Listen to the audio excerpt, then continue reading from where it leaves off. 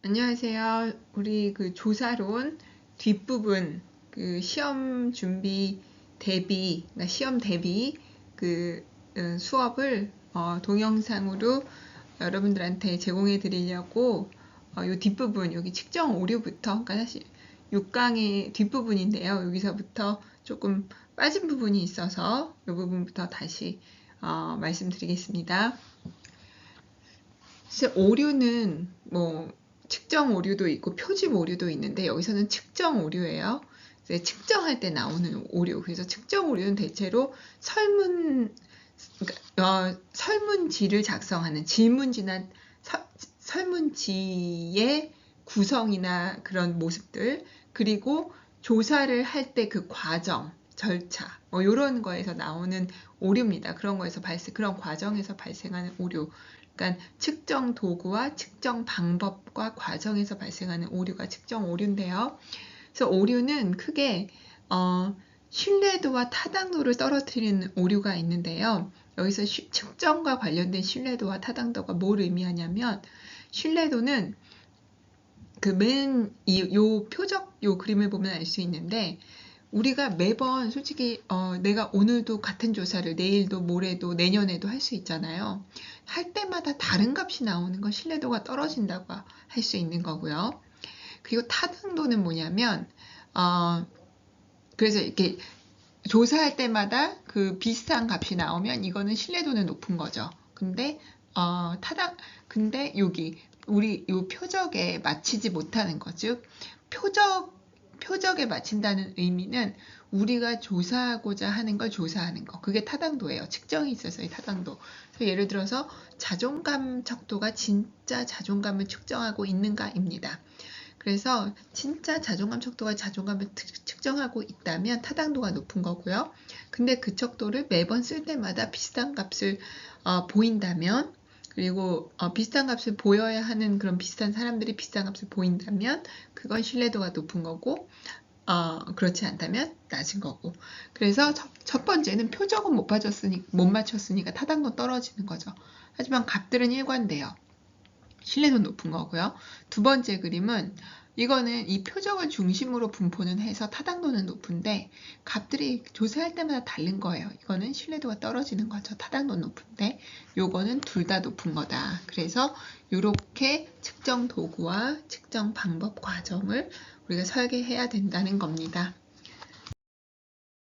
다음으로 그래서 우리는 측정의 신뢰도와 타당도를 높이기 위해서 다양한 방식들을 활용하는데요. 신뢰도를 높이기 위해서 하는 방법은 여러 명한테 조사를 하는 거예요. 그리고 맞춰보는 거예요. 그래서 그게 이제 신뢰도를 높이는 방법인 거고요.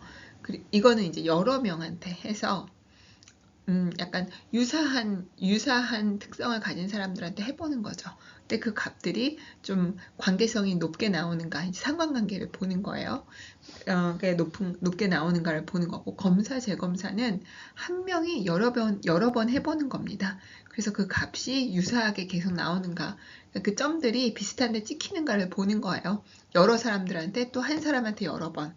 그런 거고, 대안법은 뭐냐면, 우리가 이미 자존감 척도가 존재해요. 예를 들어서 로젠버그도 존재하고 또 다른 많이 쓰는 자존감 척도들이 있는데 존재하는데 내가 또 자존감 척도를 만들었어요. 그러면 이런 대안들과 그럼 내가 만든 것도 자존감을 측정하는 거고, 기존에 많이 타당도가 검증된 측정 척도들도 자존감을 측정하는 거라면, 그러면 두 척도 간의 검사를 각각 했을 때 상관관계가 높아야 되겠죠. 그래서 그렇게 여러 척도를 활용해서, 대안적 척도를 활용해서 검사를 해보는 게 상관관계를 비교해보는 게 이제 대안법이고, 반분법은 반으로 나눠서 본다라고 생각하면 돼요. 그래서 반분법은 뭐냐면, 예를 들어서 뭐 내가 10문항짜리로 만들었는데 뭐 홀수 번호, 짝수 번호 1, 3, 5, 7, 9, 2, 4, 6, 8, 10 이렇게 두 개로 나누는 거예요. 우리 설문 응답을. 그래서 각각을 한 뭉탱이로 만들어서 얘네 간의 상관관계를 보는 겁니다. 그래서 상관관계가 높을수록 신뢰도가 높다고 할 수 있겠죠. 그 다음에 크롬버스 알파 값을 보는 건 우리가 통계 프로그램에서 검사하는 거예요. 그래서 이렇게 5가지 방법 정도를 우리는 활용하고, 근데 우리가 통계 프로그램 같은 거 쓸 때 이 신뢰도 값을, 크롬버 알파 값을 우리가 신뢰도 값이라고 표현을 하는데 신뢰도를 보는 값이라서 크롬버 알파 값을 되게 기본적인 그런 통계고 기본적으로 다 제공을 하기 때문에 거의 그 앞에 4개는 하려면 되게 번거롭잖아요. 그래서 우리는 신뢰도 값을 항상 제시하고, 그래서 주로 크롬버 알파 값을 제시해서 이제 신뢰도 값을 검증하는 방식을 사용하고 있습니다. 타당도 같은 경우는 이거는 좀 약간 그 척도를 새로 만드는 그런 연구에서는 반드시 봐야 되는데, 내용 타당도 같은 건 내가 만약에 방금 얘기한 것처럼 자존감 척도를 만들었어요. 그러면 관련 전문가들, 기존의 자존감을 연구하는 학자라든지 자존감 학자라든지 그런 걸 많이 쓰는 전문가라든지 이런 사람들한테 내 척도를 보여주고, 이 내가 구성한 문항들이 정말로 자존감을 측정하는 건가를 이제 묻는 거죠. 뭐 그런 거. 그래서 뭐 수학 선생님한테 이게 제대로 된 수학 문항인지 검사받는 거, 뭐 이런 느낌이라고 여러분들이 이해하시면 되고요. 기준 타당도는 외부의 다른 기준하고 비교하는 거예요. 예를 들어서 다른 기준을 만들어서 그거하고 비교하는 건데, 내 척도와 내가 측정하고자 하는 그 척도하고 그는 분리된 다른 기준. 예를 들어서 내가 우울감을 측정하는 척도, 뭐 자존감을 측정하는 척도를 만들었으면 그 자존감 척도를 예를 들어서 정신건강이 건강한 집단하고 건강하지 않은 집단, 그래서 기존에 뭐 정신과 치료를 받았던 그런 집단하고 이렇게 두 집단을 만들어서 비교해 보는 거예요. 그러면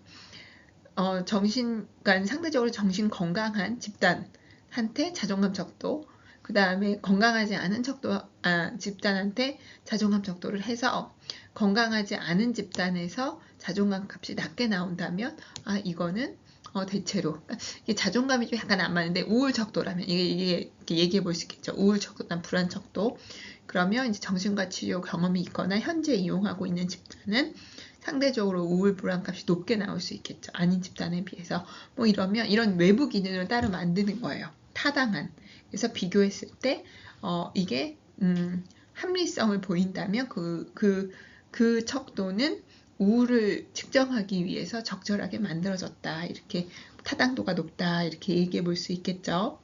개념 타당도는 이론을 토대로 보는 거예요. 그래서 수렴 타당도, 판별 타당도가 많이 쓰이는데, 이해 타당도는 내용 타당도하고 되게 비슷한 거고요. 수렴 타당도는 예를 들어서 자존감 척도를 내가 만들었어요. 그러면 유사한 척도하고 비교하는 거예요. 예를 들어서 저 같은 경우에도 희망 척도를 만들었을 때 자기 효능감 척도하고 비교했어요. 자존감하고. 그래서 상관관계가 높게 나왔어요. 그래서 그러면 유사한, 그러니까 그건 이론이 있어야 되는데, 희망과 유사한 개념으로 자존감이나 자기 효능감이 다른 그 선행 연구들에서 논의가 됐다면, 내 연구에서도 내가 만든 희망 척도도 효능감 혹은 내가 만든 자존감 척도도 효능감하고 상관관계가 높을 것이다 라고 보고 진짜로 봤더니 그 유사 개념 간의 수렴이 상관관계가 굉장히 높더라, 수렴하더라. 그럼 수렴 타당도가 입증된 거고요. 판별 타당도는 반대예요. 내 척도하고 아예 상관없는 개념, 예를 들어서 희망하고 뭐 수학 능력하고는 전혀 관련이 없는 개념이라고 본다면, 그렇게 이론을 토대로 우리가 끄집어냈다면 얘네 간의 상관관계가 매우 낮은 걸로 나오면 판별 타당도가 있다, 이렇게 보여줄 수 있는 거고요. 이해 타당도는 내용 타당도하고 굉장히 유사한 개념입니다. 자, 그래서 측정 오류는 크게 체계적 오류, 무작위 오류가 있어요. 그래서 체계적 오류는 일반 우연한 그런 오류가 아니라 잘못된 측정 도구나 측정 방법, 방법을 사용함으로써 지속적으로 체계적으로 발생하는 그런 오류예요. 그래서 뭐 태도와 행동을 그래서 얘는 이게 중요한데 타당도 문제를 가져요. 체계적 오류가 있으면 우리가 측정하고자 하는 거를 측정하지 못하는 그런 상황이 발생합니다. 그리고 수집 방법, 자료 수집 방법, 조사 대상, 그리고 뭐 조사 도구의 이슈들이 있고요. 그리고 주로 이 네 가지에서 체계적 오류가 많이 발생한다고 하는데 태도와 행동을 섞어서 측정하는, 그러니까 뭘 측정하는 건지 잘 헷갈리는 게 되는 거죠. 여러 가지가 막 섞여서 측정되는 경우. 그 다음에 고정 반응은 우리 계속 그래서 영문항을 하나씩 넣는 거거든요. 설문을 쭉 하다 보면은 33333 막 이렇게 하게 되잖아요. 그래서 영문항을 넣어서 한 번씩 환기시켜줘서 다시 주의 깊게 읽고 응답하게 만드는 게 이제 이런 거 줄이려고 설문지를 그런 식으로 구성하게 되는 거고요. 사회적 바람직성이나 적절성 같은 경우는 질문자의 사회적으로 바람직한 방향으로 우리가 응답을 한다든지 아니면 질문자의 의도를 맞추어서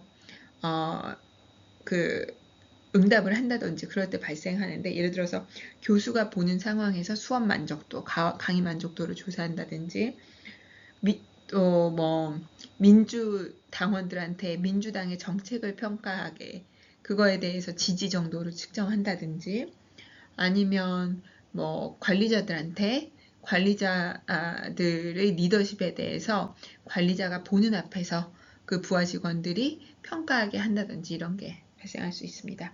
문화적 차이에서 오는 편향은 예를 들어서 뭐 무슬림하고 사이가 안 좋은 종교가 뭐가 있죠? 예를 들어 뭐 기독교가 사이가 안 좋다 그러면 기독교의 뭐에 대한 의견을 묻는다든지 뭐 그런 것들이 이런 편향들이 발생하는 경우입니다. 그러니까 샘플링이 잘못된 경우를 볼 수 있죠. 조사 대상의 문제, 조사 도구의 문제, 방법의 문제 뭐 이런 데서 무작위 오류는 어떤 경향 없이 그냥 우연히 발생하는 거예요. 그래서 우연히 발생하기 때문에 이번에는 발생하지만 다음엔 발생하지 않을 수 있고 그래서 사실 통제하기가 되게 어려워요. 그래서 얘는 점이 막 아무데나 찍힐 수 있죠. 조사할 때마다. 그래서 신뢰도를 저해하는 요인이고요. 코딩을 밀려서 했다든지 응답자들이 지쳐서 아무렇게나 응답한다든지 3333 한다든지 아니면 이해하지 너무 어려워서 어려워서 근데 막 그거를 물어본다든지 아니면 막 찾아본다든지 이런 에너지가 많이 드니까 그냥 아무렇게나 응답하는 경우 이런 무작위 오류가 발생하고요. 그래서 설문지는 가능한 한 쉽게 해야 되고 너무 지루하지 않게 만들어야 되는 설문 도구는 그게 이제 무작위 오류를 쉽고 지루하지 않게 만드는 게 무작위 오류를 가장 줄일 수 있는 그런 방법입니다. 자, 측정의 오류에 대한 설명으로 옳은 것은 편향에 의해서 체계적 오류가 발생한다. 이게 맞는 건데요. 이거 맞아요. 그래서 뭐 고정 반응, 그러니까 바람직성, 적절성, 질문자 의도, 문화적 차이에 의한 편향 같은 게 체계적 오류를 발생시킨다고 얘기했고 무작위 오류는 신뢰도를 저해하고 체계적 오류는 타당도를 저해하죠. 그죠? 틀렸고 표준화된 측정 도구를 사용하는 건 이미 타당도와 신뢰도가 다 검증된 척도를 활용하는 거예요. 그건 체계적 오류를 줄일 수 있는 최고의 대안 중에 하나죠. 그래서 4번은 틀린 거고 그 다음에 일관성이 없이 생기는 오류는 무작위 오류. 그죠? 일관성이 있는 건 체계적 오류. 요거 한번 봅시다. 타당도 평가 방법 요 사례에 클라이언트 100명의 약물 남용 정도를 두 가지 방법으로 측정했대요. 상담을 받은 적이 있는지를 물어봤고, 그죠? 그 다음에 표준화된 척도를 사용했어요. 그러면 기준을 하나 만든 거죠. 척도를 사용했는데 약물 남용 정도가 높은 사람은, 그러니까 치료나 상담을 받은 적이 있는 사람은 약물 남용 정도가 높겠죠. 없는 사람은 약물 남용 정도가 낮겠죠. 그죠? 그러니까 기준을 따로 만들어서 한 거죠. 이런 게 기준 타당도 검사입니다. 그래서 여기 여기 밑에 있네요. 그 결과 상담이나 치료 경험이 있는 집단의 척도 평균 점수가 그렇지 않은 집단의 점수보다 유의한 정도로 높았다. 이게 기준 타당도에 의한 타당도 평가 방법이 되겠습니다. 네. 다음으로 자료 수집 방법으로 들어갈게요. 그래서 자료 수집 방법은 우리가 이렇게 우편 설문조사, 설문조사 따로 배우고, 설문조사는 우편 설문조사. 과거에는 우편 설문조사 많이 썼어요. 그래서 제가 그 석사하고 박사하고 논문 쓸 때 다 우편으로 설문조사 했거든요. 그래서 답례품을 이제 우리한테 응답을 할지 안 할지도 모르고 미리 이제 우편 설문에다가 반송봉투, 설문지, 답례품 이런 거 다 넣어서 보내면 그분들이 그거를 이제 응답을 해서 그걸 답례품은 가지고 나머지는 이렇게 해서 우체통에 넣어주면 우리한테 이제 우리 우표도 다 붙여가지고 보내면 그게 오는 방식. 그래서 그때까지는 많이 썼는데 요즘에는 우편 설문조사는 잘 안 쓰고 전화 설문조사 그리고 그러니까 과거에는 우편 설문조사 아니면 전화 설문조사였는데 요즘에는 전화 설문조사 아니면 온라인 설문조사를 주로 하는 것 같아요. 아니면 면접으로 설문조사하는 방식. 그래서 우편 설문조사는 사실 면접 설문조사하고 비교해서 많이 논의가 되고요. 그래서 우편 여기서 요즘에는 전화, 온라인 설문조사 이런 것들 이제 같이 막 논의는 하는데 오히려 얘가 훨씬 많이 쓰여지는 그런 경향을 보이고 면접조사는 직접 사람들한테 물어가면서 자기 응답식으로 하는 경우도 있고 그 앞에서 이제 문항 설명해드리고 하면서 하는 경우도 있고 아니면 한 문항 물어보면서 그 앞에서 대신 그 조사자가 응답하는 경우도 있습니다. 그래서 면접조사하고 그 다음에 관찰 요것도 이제 자료 수집하는 방법이고요. 그 다음에 2차 자료 분석, 내용 분석 이렇게 다 우리가 수업 때 이렇게 배우잖아요. 우리 그 교과 과정에 되어 있고 요걸 한번 정리하고 넘어가 볼게요. 그래서 설문조사 같은 경우는 사실 제일 많이 쓰죠. 그죠? 제일 많이 쓰는데 왜 많이 쓰냐면 비용 시간이 많이 안 들고 그죠? 그리고 설문조사를 전화나 우편이나 온라인으로 하게 되면 조사자가 막 앞에서 보고 있거나 그렇지 않기 때문에 익명성이 상대적으로 보장이 되고 그래서 조사자의 어떤 영향력이 작아지는 거죠. 그 말은 조사자로 인한 바이어스가 감소된다. 왜곡을 최소화할 수 있다는 거. 그리고 양적으로 좀 많은 설문을 수집할 수 있잖아요. 샘플 사이즈를 좀 많이 할 수 있죠. 그죠? 그런 면에서 많이 사용이 돼요. 이런 장점들을 가지기 때문에. 단점은 응답률이 낮아요. 사실 우편 설문조사는 정말 낮아요. 왜냐면 그 설문조사 내가 받으면 그걸 응답을 해서 봉투에 싸서 우체국에 갖다 주는 혹은 우체통에 갖다 주는 그 수고를 감내해야 되기 때문에 사실 응답률이 50%만 돼도 굉장히 높다 이런 얘기들을 했었거든요. 그리고 뭐 추가 질문 확인 어렵고 응답 상환 통제 그죠? 그 사람이 응답하다가 무슨 일이 있었는지 알 수 없죠. 그리고 무슨 딴짓을 하면서 이걸 응답했는지를 알 수 없죠. 그리고 이 사람이 그 응답을 하면서 어떤 행동상의 행태를 보였는지 같은 것들 우리가 파악하기 어렵죠. 그래서 이런 것들은 이제 단점입니다. 그래서 근데 이 설문 문항은 여러분들 설문 문항하는 걸 생각해 보면 앞에서부터 되게 예민한 걸 묻는다든지 첫 번째 질문이 자살을 생각해 본 적이 있습니까?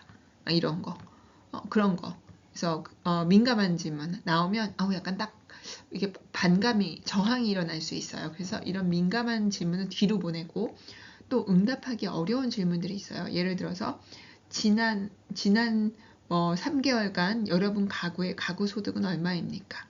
여러분 가구의 자산은 얼마입니까? 막 이러면 한참 생각해야 되잖아요. 이렇게 막 개방형 질문 막 이런 거 들어있으면 응답이 어려우니까 또 나 이거 안 할래. 내가 이거 받고 이런 어려운 문항들이 막 있는 응답을 해야 돼? 막 이러면서 응답률이 되게 떨어져요. 그래서 앞에다가 쉽고 민감하지 않은 문항들을 하고 민감하고 응답하기 어려운 문항은 가능한 뒤에다가 하면 뒤에 이렇게 그런 게 좀 있어도 뒤에 가면 제가 앞에까지 해온 게 있어서 좀 이렇게 마무리 짓는 경향이 있습니다. 그래서 그렇게 하는 경향이 있고요. 그리고 여기 이런 말이 있죠. 신뢰도 평가를 위한 질문은 서로 떨어뜨려서 맺지. 이거는 무슨 말이냐면 우리가 3 막 이렇게 하는 걸 우리가 막으려고 노력하잖아요. 그래서 그렇게 좀 비슷한 응답을 하는 문항들을 좀 여러 군데에다가 떨어뜨려서 넣어 놓는 거예요. 그러면 이 사람이 응답을 할 때 그 나중에 이제 신뢰도 검사를 하는데 좀 의미 있게 해볼 수 있는 거죠. 그래서 그렇게 합니다. 그럼 면접조사는 이 우편설문조사하고 비교해서 많이 얘기되는데 얘는 어떤 게 좋냐면요. 면접조사는 우리가 그 앞에서 다 그 문항을 설명해 드릴 수가 있는 거예요. 그러면서 이제 설문을 할 수가 있는 거예요. 면접조사는 뭐 설문이든 질문이든 할 수가 있는 건데 그렇게 되면 내가 질문자로서 궁금한 것들 다 물어볼 수 있겠죠. 이 사람이 이렇게 대답을 하시면 거기서 추가 질문도 한번 해보고 근데 거기서 왜 그러신 거예요? 왜 그렇게 생각하세요? 왜 가능성이 높다고 생각하세요? 왜 이거는 어렵다고 생각하세요? 왜 이거를 고르셨나요? 뭐 이런 거 해볼 수 있죠. 그죠? 그래서 좋고 그리고 딴짓하는 거 그런 어떤 응답 상황을 통제할 수가 있죠. 조사관이 있으니까. 하지만 단점은 조사자가 되게 많이 필요해요. 그래서 조사자가 하루에 몇 명이나 할 수 있겠어요. 이게 예를 들어서 한 20-30분 걸리는 조사라면 하루에 뭐 이분이 뭐 1시간에 2명씩 한다 그러면 5시간을 해도 10명밖에 못 하는 거죠. 그러니까 엄청나게 비용하고 시간이 많이 들어요. 이 면접자들을 많이 써야 되니까. 그리고 면접자의 영향력이 들어갈 수 있죠. 그죠? 면접자가 약간 호의적으로 물을 수도 있고 아니면 어떤 문항에 대해서 되게 부정적인 느낌을 줄 수도 있고 그리고 또 익명성이 결여되잖아요. 누가 응답한지 알잖아요. 그죠? 조사자가. 그러니까 조금 그 사람이 듣고 싶은 얘기를 해줄 수 있는 그런 어떤 현상도 발생할 수 있고 이런 거는 또 단점입니다. 그래서 사실 면접조사는 시간하고 비용이 되게 많이 드는 것 때문에 하는 게 적절한데도 못할 때가 좀 있고요. 그리고 그 자체의 또 단점으로는 조사자로 인한 왜곡이 좀 발생할 수 있고 영향을 받을 수 있고 익명성이 좀 결여된다는 같은 맥락이죠. 그 다음에 뭐 표준화가 좀 결여된다는 거 이런 거 표준화하기가 힘든 거예요. 뭐 이런 추가 질문이나 복잡한 질문이나 이런 것들. 근데 설문조사는 대체로 3333, 53 막 이렇게 응답을 하면 그거를 표준화하기가 훨씬 쉽잖아요. 그래서 이제 양적으로 분석하기가 훨씬 수월하죠. 그래서 그런 얘기고요. 하지만 장점은 이제 상황이 통제 가능하고 비언어적 행위도 관찰 가능하고 복잡한 질문도 할 수 있고 추가 질문도 할 수 있고 보충적으로 그래서 자료 수집도 할 수 있고 뭐 이런 장점을 가집니다. 그래서 관찰하는 거죠. 그죠, 여러분? 이게 이제 뭐 질문도 하지 않고 하는데 관찰하는 거예요. 그래서 관찰은 사실 비언어적 자료를 수집하는 게 굉장히 중요한 그런 연구에서 해요. 그래서 새로운 문화에 들어가서 이제 그 문화의 행동 양식을 파악한다든지 아니면 말을 못하는 뭐 장애인이나 지적 장애를 가진 분이나 뭐 어린이, 아동 대상들 면접 조사에 적합하지 않은 대상에 대해서 자료 수집을 할 때 관찰이 이제 적절한 사용 가능한 방식인 거죠. 그래서 얘는 주로 막 그러니까 어떤 이론을 가지고 한다기보다 이거 질적조사다 보니까 관찰은 질적조사다 보니까 막 관찰을 하다 보면 어떤 패턴이 보이고 그 패턴을 유형화하는 과정을 통해서 귀납적으로 이론이나 뭐 그런 것들을 유형화 같은 걸 해볼 수 있는 어떤 귀납적 자료 수집 방법을 쓰는 거고요. 그리고 하지만 이제 관찰자의 시각에서 보기 때문에 관찰자의 바이어스, 주관이 개입된다는 태생적 한계가 있어요. 관찰은 면접조사도 그렇고 그렇기 때문에 이제 그리고 많은 경우를 하지 못하고 케이스가 작은 경우가 많기 때문에 신뢰도하고 타당도의 이슈가 있죠. 왜냐하면 관찰 과정에서 관찰자의 주관과 편견이 개입되고, 그리고 또 인간의 행동이 되게 다양하잖아요. 그죠? 그래서 그거를 일반화하기가 어려워요. 그렇기 때문에 이게 신뢰도나 타당도를 얘기하기는 기본적으로 이 연구 방법은 한계가 있다. 이 자료 수집 방법은, 조사 방법은 좀 한계가 있다.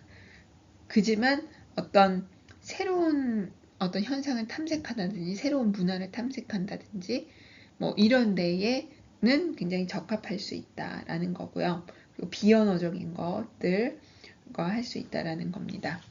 그래서 좀 그나마 신뢰도나 타당도를 높여보려고 여러 명이 관찰해서 의견을 이제 모아서 하는 그런 방식을 좀 씁니다. 그리고 2차 자료 분석은 여러분은 이건 양적 조사에 많이 쓰는데 사회 지표 같은 거예요. 이미 있는 자료들, 예를 들어서 복지 패널, 사회 조사, 무슨 통계청에서 발표한 자료들. 요즘에 복지부에서도 엄청나게 자료들 많이 하고, 뭐 서울시에서도 자료들 많이 데이터 공개해 주거든요. 연구하고 뭐 그러면 데이터 공개해 줘요. 그래서 나도 복지부 과제로 계속 청년 데이터를 모으고 있는데 2018년 19년도부터 매년 모아요, 지금. 이거 다 계속 오픈하고 있습니다. 그래서 좀 보면 내가 모은 자료 활용해서 논문 쓰는 그런 분들이 꽤 많이 요즘에는 보여요. 그러면 그걸 이제 복지부에서 오픈해 주는 거고, 그럼 그거를 사람들이 다운받아서 데이터를 활용해서 연구해 갖고, 그런 게 이제 저한테 또 리뷰가 오고 뭐 그런 모습들이 요즘 있는데, 그런 것들 활용하는 거예요. 그리고 내용 분석은 여러분 어떤 거냐면, 이미 기록된 자료들, 뭐 이거는 영상 자료도 되고 이 출판 자료도 되는데 그런 것들 갖다가 쓰는 겁니다. 그래서 그런 것들인데 얘는 질적 연구로 쓰는 경우가 많고요. 그래서 면접 조사는 면접 설문 조사는 양적, 그다음에 면접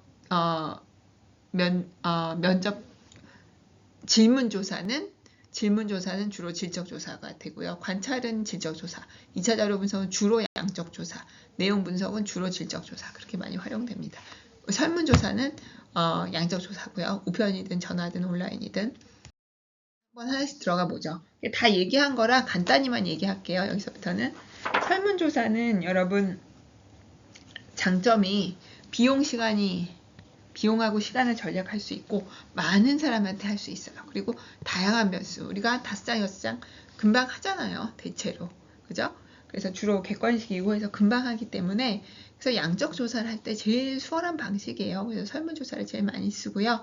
그리고 조사자가 그냥 이렇게 조사해달라고 온라인으로 링크 보내든 요즘에는 아니면은 이제 설문조사를 우편으로 보내든 하기 때문에 조사자의 바이어스, 주관성이 개입될 여지가 작습니다. 그래서 그것도 되게 좋은 객관성을 보장한다는 건 이제 같은 얘기인데, 이 설문조사의 장점이고요. 또 이것도요. 그리고 단점은 근데 너무 어려운 질문, 복잡한 질문, 추가 질문 못한다. 그리고 응답률이 낮을 수 있다. 우편 같은 경우. 그죠? 온라인도 그렇죠. 저도 전화 오면 많은 경우 조사에 응답 잘 안 하거든요. 바쁜 상황이 많고 하니까. 그리고 추가 확인하기 어렵고 통제하기 어렵고 그 사람이 집중해서 응답했는지 막 대충 했는지 알 수 없다는 거, 비언어적 행동 수집 불가능, 뭐 이런 것들이 단점입니다. 그래서 이제 우편, 전화, 온라인마다의 장단점이 간단히 또 추가적으로 요즘 시험에 나오니까 정리를 했는데요. 우편 조사는 사실 저렴하고 편향 없고, 그죠? 혼자서 그냥 받는 사람이 하는 거니까 시간 전략, 익명성 이슈, 뭐 이런 것들, 지리적 접근, 우리 제주도에도 그냥 우편 똑같이 보내면 되니까요. 서울에 있어도. 근데 단점은 뭐 이런 것들, 우리 다 얘기한 것들이에요. 설문조사에서. 그래서 이런 장단. 전화는 우편에 비해서는 조사자의 영향이 들어갈 수 있어요. 하지만 면접조사에 비해서는 익명성이 보장되고 영향을 덜 받고, 그죠? 내 앞에서 보고 있는 것보다는 전화 받을 때 영향을 덜 받잖아요. 근데 우편이나 온라인은 전혀 안 받는 거에 비해서는 또 영향을 받는다. 뭐 이런 거, 그죠? 그리고 안전이, 그죠? 직접 만나는 게 아니니까 사실 막 응답하다가 모르는 사람한테 이렇게 조사할 때 약간 안전 이슈도 있을 수 있는데 그런 것들을 좀 보장할 수 있다. 근데 얘는 사실 단점이 뭐냐면요. 여러분들이 한번 전화로 설문조사를 한다고 생각해봐요. 20분이 넘어가면 그거 계속 설문하고 있기 어렵죠. 계속 응답하고 있기 어렵죠. 그래서 20분 넘어가면 어려워요. 그래서 문항이 짧은 경우에만 이용할 수 있고요. 그리고 중간에 그만둔다는 경우도 되게 많아요. 그래서 처음에는 그냥 한다고 하다가 한 5문항쯤 응답하다가 아우 저는 이제 못하겠어요. 뭐 이런 경우가 많고요. 그리고 기본적으로 전화기가 없는 대상자. 이게 요즘에 전화 설문 많이 하다 보니까 그 정치 설문에서 뭐 이런 경우도 많잖아요. 낮에 전화하면 집에 있는 사람들이 집 전화로 이제 집 전화가 있는 사람들한테만 정치 설문을 하니까 어르신들한테 응답이 편향돼서 보수한테 유리하게 나온다. 뭐 이런 말들. 그래서 핸드폰으로 조사를 하면 또 젊은 사람들 위주로 또 응답이 된다. 뭐 이런 거. 그런 어떤 샘플링의 바이어스가 있을 수 있다라는 거고요. 그 다음에 온라인 설문도 그건 있을 수는 있는데 왜냐하면 어르신들은 잘 응답을 못해서 그래서 나도 온라인 설문조사를 많이 쓰는데 청년 연구를 많이 하니까 요즘에는 청년 대상 조사를 많이 하니까 온라인 설문 쓰는 거고요. 어르신 대상 조사는 저도 면접 조사를 주로 합니다. 가서 이제 설문 나눠드리고 질문을 이제 자기 응답하시게 하면서 근데 이제 손 들고 추가 질문 있는 경우에 가서 이제 도와드리고 읽어드리고 설명해드리고 뭐 이런 방식으로 설문 많이 하거든요. 그래서 온라인 설문조사는 여기 요 문제가 좀 있어요. 이게 뭐냐면 웹사이트 서베이 같은 거 있잖아요. 그러면 그 웹사이트에 방문한 사람만 대상으로 하기 때문에 이미 거기에 관심이 있는 사람들 만 표집을 하게 되는 그런 표집 오차가 발생할 수가 있죠. 그래서 그리고 또 온라인 링크를 보내고 예를 들어서 뭐 답례비를 줘요. 그러면 내가 응답하기를 의도한 사람한테 그 링크를 보냈는데 내가 그걸 받았는데 이게 답례품이 괜찮아. 이거 친구한테 포워드 한다든지 아니면 부모님이 대신 응답해 준다든지 막 이런 일도 있는 거예요. 그래서 의도하지 않은 사람들이 응답할 수 있는 가능성 뭐 이런 것들이 문제가 될 수가 있죠. 그리고 전화번호를 이제 온라인 선물을 보내려면 뭐 이렇게 이메일 주소나 이런 것들이 다 알아야 되잖아요. 핸드폰 번호, 뭐 전화도 똑같은데 그럼 누가 응답했는지가 다 연결되잖아요. 그래서 익명성 보장 이슈가 있어요. 왜냐하면 요즘에는 이제 이거를 링크를 보내면 그 링크에 응답을 하면 그 응답이 이제 자동으로 코딩되는 방식인데 그게 어떤 번호가 어떻게 이렇게 응답이 됐는지가 이제 같이 코딩이 된다면 그건 좀 익명성 이슈가 있을 수 있죠.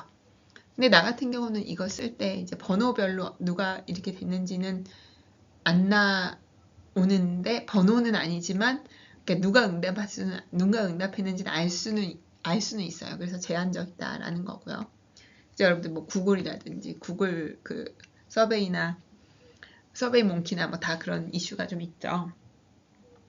근데 뭐 조사자로 인한 편향이 없기 때문에 민감한 질문하기 좋고 동영상 같은 거 보내줘서 설명이라든지 그런 거 할 수 있다. 의견도 물을 수 있고 뭐 그런 장점은 있습니다. 자, 한번 문제 풀어보죠. 설문지 문항 작성 방법에 관한 설명으로 옳지 않은 것은 이중 질문과 유도 질문은 피한다. 이거는 뭐 당연하죠. 이중 질문은 한 문항에서 2가지를 묻는 거예요. 그러면 2개의 각각의 다른 의견을 가질 수 있는데 답은 하나만 골라야 되니까 이건 피해야 되는 질문 방식이고요. 유도 질문은 약간 내가 그거를 유도하는 거예요. 예를 들어서 뭐 아동학대로 많은 아동들이 고통받고 있습니다. 아동학대 정책을 확대해야 될까요? 이렇게 물어보면 앞에 약간 확대해야 되는 걸 유도한 거죠. 그죠? 이런 질문은 그 응답자의 의견 같은 거, 견해가 들어간 질문 같은 거는 피해야 되는. 그래서 요거는 맞는 말이고요. 신뢰도 측정을 위한 문항들은 띄어놔야죠. 그죠?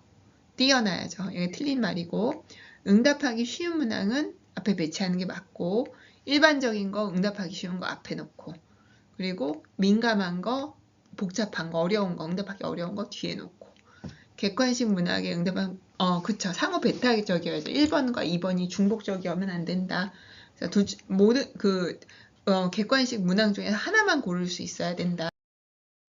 개방형은 여러분들 주관식 질문이라고 생각하면 돼요. 주관식 질문은 여러분, 답하기 귀찮아서 잘 안 하잖아요. 그지? 이게 막 써야 되니까. 예를 들어서 기타 하고 의견 묻는 거. 뭐 1번은 뭐고 뭐 하다가 5번을 기타를 고르면 뭐 쓰라고 돼 있고 뭐 이런 거. 그죠? 아니면은 추가적으로 하실 말씀이 있으십니까? 뭐 이런 거. 근데 얘는 통계적 처리 어렵죠? 위에서부터 보죠.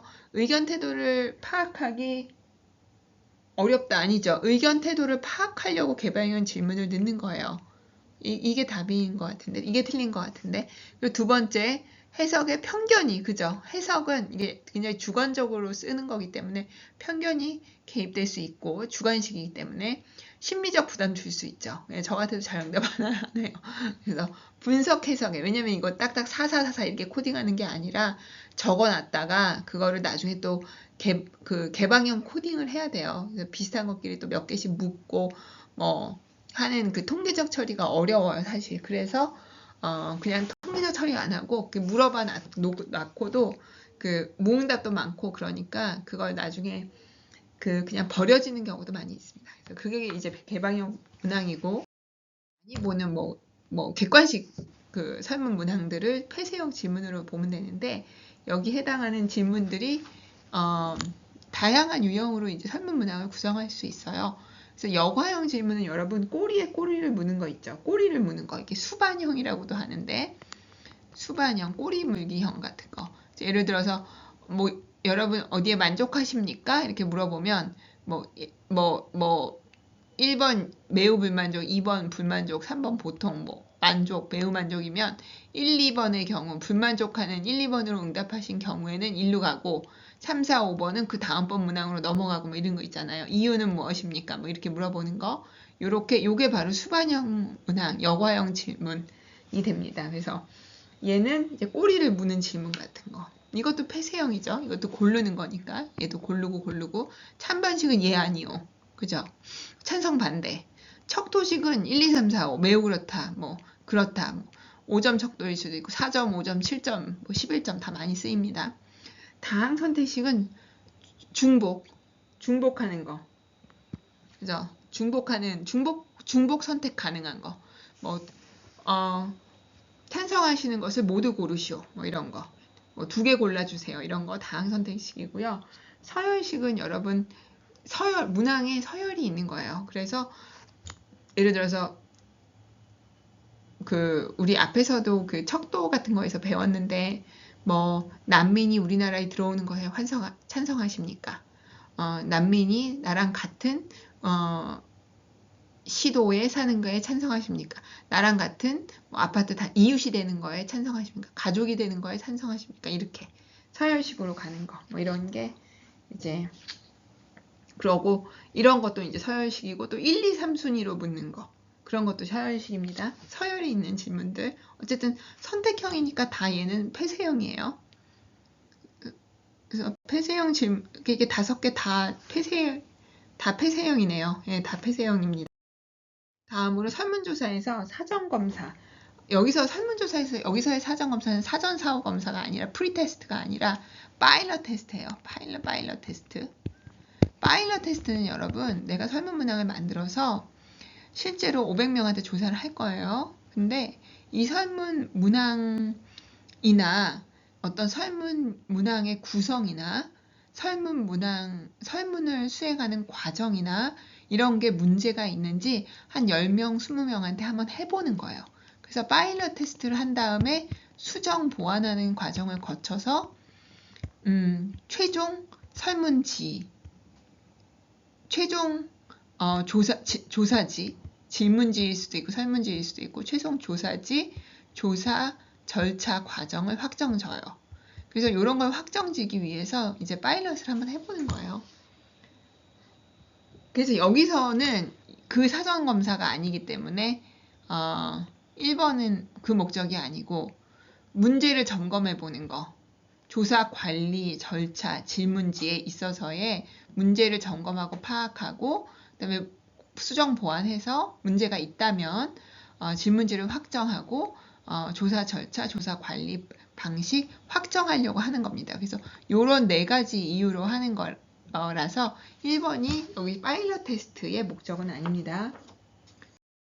우편 조사 시 회수율을 높이는 거. 그래서 회수율 높이려고 사실 봉투도 예쁜 거 쓰고 우표 붙여서 보내고 뭐 이게 뒀다가 나중에 응답하려고 그러면 까먹잖아요. 이렇게 위에다가 막 서류 쌓이면서.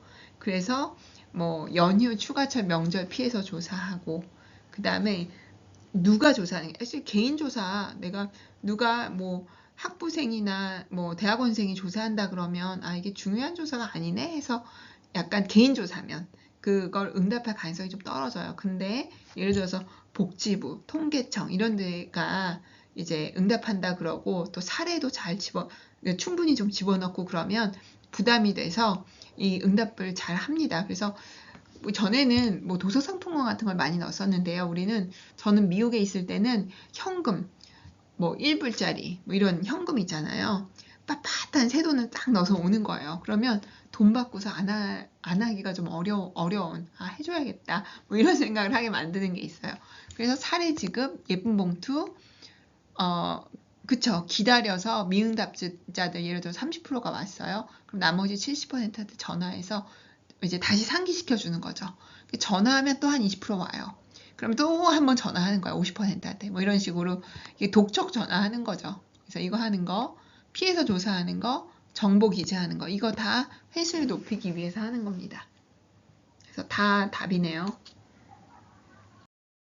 면접조사로 들어가 볼게요. 면접조사는 아까 또 다 정리할 때 얘기했지만 면접으로 설문조사를 하는 경우도 있고 질문조사를 하는 경우도 있어요. 다 포함하는 거예요. 근데 면접자들이 1인당 굉장히 많이 할 수가 없는데 사실 되게 제한적인데 그래서 면접자들을 활용하기 때문에 시간, 비용 많이 들고 그래도 면접자를 활용하니까 사람이 들어가니까 그 사람에 의한 주관성 개입, 왜곡이 발생할 수 있고 익명성과 결여돼서 어떤 바람직성이나 의도에 맞춰서 응답하는 그런 체계적 오류를 발생시키는 수 있는 가능성이 좀 높고 상대적으로 그리고 이거는 이제 표준화 같은 거 참고 기회가 결여되죠. 왜냐하면 이제 면접에서 막 이렇게 주관적으로 의견을 묻거나 이런 것들이 많기 때문에 그런 거는 표준화를 한다든지 그거를 그래서 기준으로 이렇게 뭔가 비교를 한다든지 이런 거는 좀 어렵다. 뭐 이런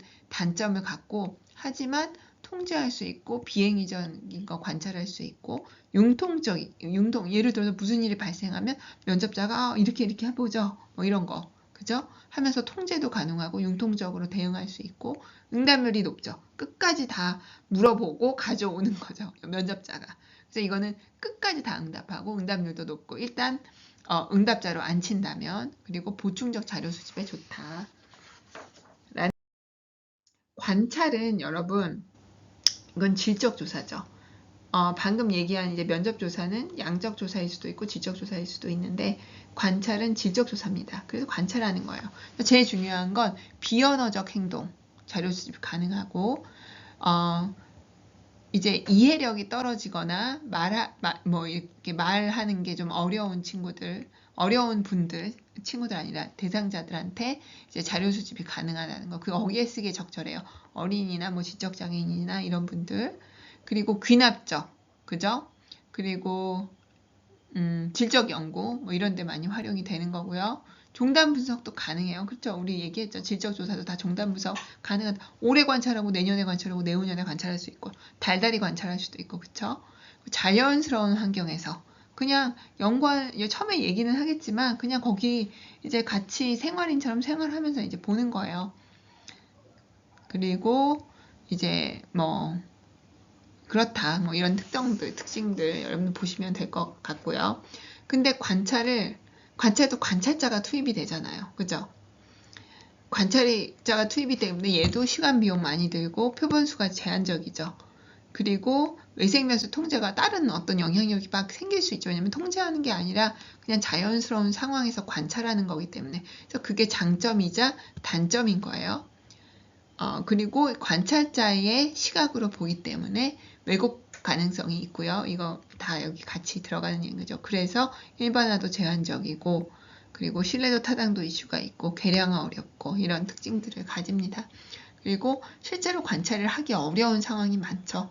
우리가 뭐 제3자로서 그냥 연구자인데 그 상황에 들어가서 하루 종일 관찰을 한다든지 이런 게 조사자, 연구자의 입장에서도 쉬운 일은 아니고, 또 내 삶에 누군가를 들어와서 관찰하게 허용하는 거잖아요. 그죠? 조사 대상자도 그 사람도 허용하기가 쉽지 않죠. 그래서 힘든 경우가 많다. 실제로 많이 쓰이진 않아요. 아이들이나 뭐 장애인인 경우에 제한적으로 쓰이지 많이 쓰이는 방법은 아닙니다. 일반적으로는 많이 쓰이는 방법은 아닙니다. 그래서 저도 사실 관찰은 써본 적이 없어요. 나머지 다 써봤는데, 그래서 관찰을 통한 자료 수집에 관한 설명으로 옳은 것은 봅시다. 피관찰자에 의해서 자료가 생성된다. 아니죠. 관찰자에 의해서 자료가, 그래서 관찰자의 시각과 해석이 반영되죠. 두 번째, 비언어적 상황에 대한 자료 소집이 용이하다. 이게 맞는 얘기고요. 자료 수집 상황에 대한 통제가 용이하다. 이건 아니죠. 자연스러운 환경이기 때문에 통제가 어렵죠. 여기는 외생변수 통제 불가. 그리고 내면적 의식의 파악이 용이하다. 이거는 사실 나온 것들만, 그죠? 그냥 행동으로 밖으로 나온 것들만 피상적으로 관찰하는 걸 수 있죠. 거기 더 딥한 질문들을 할 수는 없는 거기 때문에 이건 좀 어려울 수 있다. 객관화가 어렵죠. 얘는 굉장히 주관적인 방식. 계량화, 수량화, 객관화 어렵다. 답은 2번이네요. 피면접자를 직접 대면하는 면접조사가 우편 설문에 비해 갖는 장점이 아닌 것은 면접조사는 1번부터 아닌 것 같은데 면접조사는 익명성이 낮죠. 그죠? 우편 설문은 익명성 보장 수준이 높고, 그죠? 그럼 답이 1번인 거죠. 그죠? 면접조사는 보충적 자료 수집하기에 좀 적절하고요. 대리응답 방지가 가능하죠. 그죠? 그죠? 우편조사는 그냥 내가 예를 들어서 저도 우리 가족한테 대신해달라 그럴 수 있잖아요. 그죠? 온라인 설문도 그렇고. 면접조사는 높은 응답률, 그렇죠.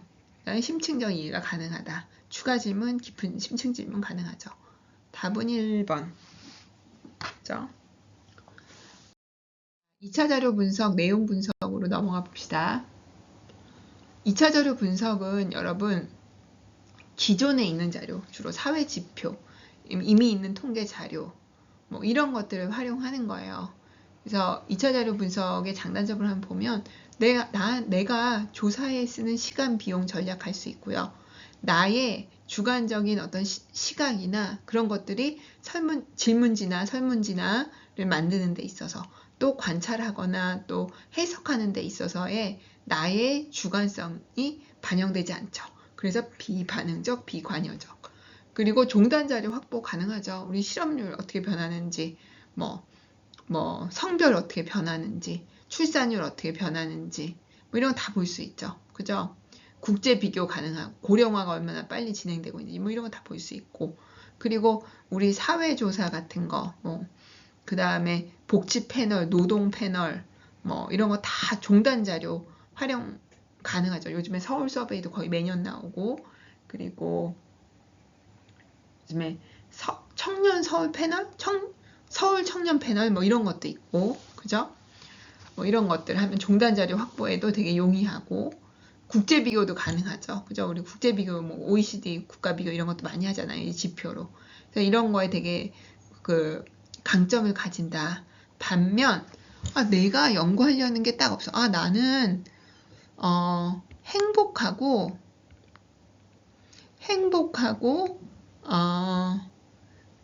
행복감을 많이 느끼는 사람이 실제로 결혼율이 높은가?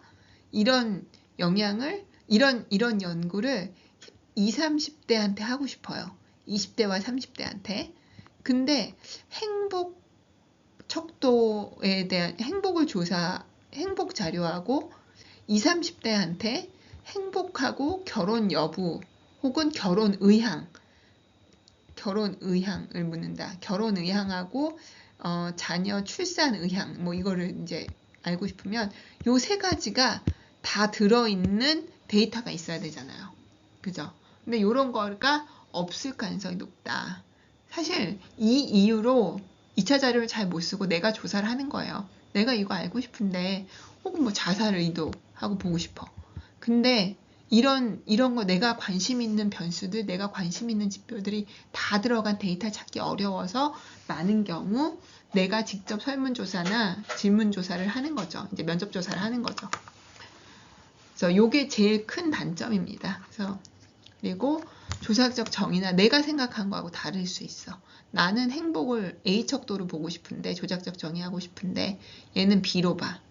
나는 결혼 의도를 좀 이렇게 묻고 싶은데 여긴 따르게 물어. 뭐 이럴 수 있다는 거죠.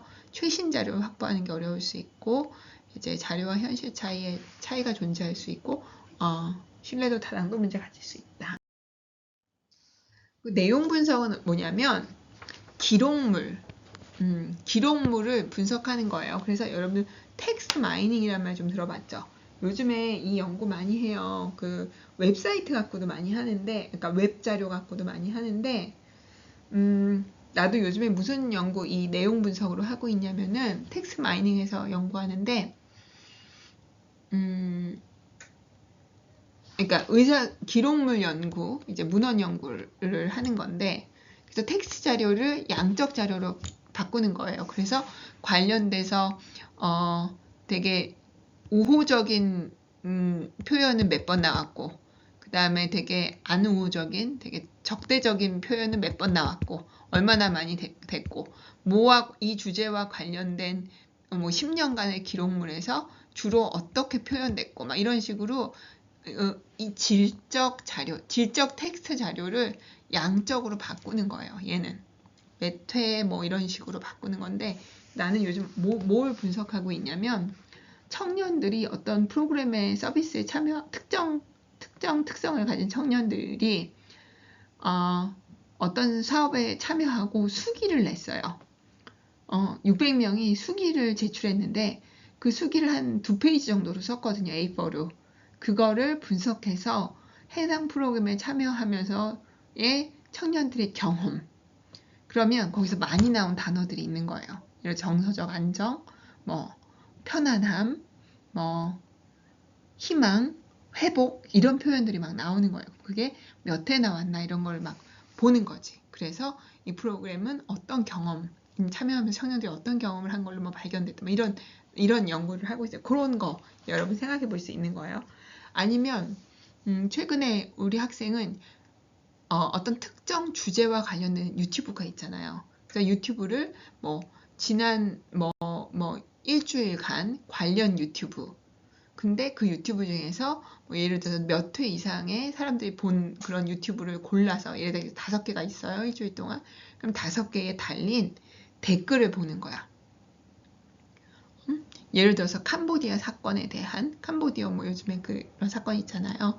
근데 그게 간 청년들의 잘못이냐 아니면 걔네들을 국가가 그렇게 구제를 해야 되냐 뭐 이런 거에 대해서 되게 논쟁적일 수 있는데 관련되는 댓글이 어떻게 표현되고 있는지를 이제 분석하는 거지. 그럴 거 하려면 텍스트 마이닝을 먼저 해야 되고 그 다음에 그거를 양적 자료로 전환해서 분석하는 게 들어가는 거예요.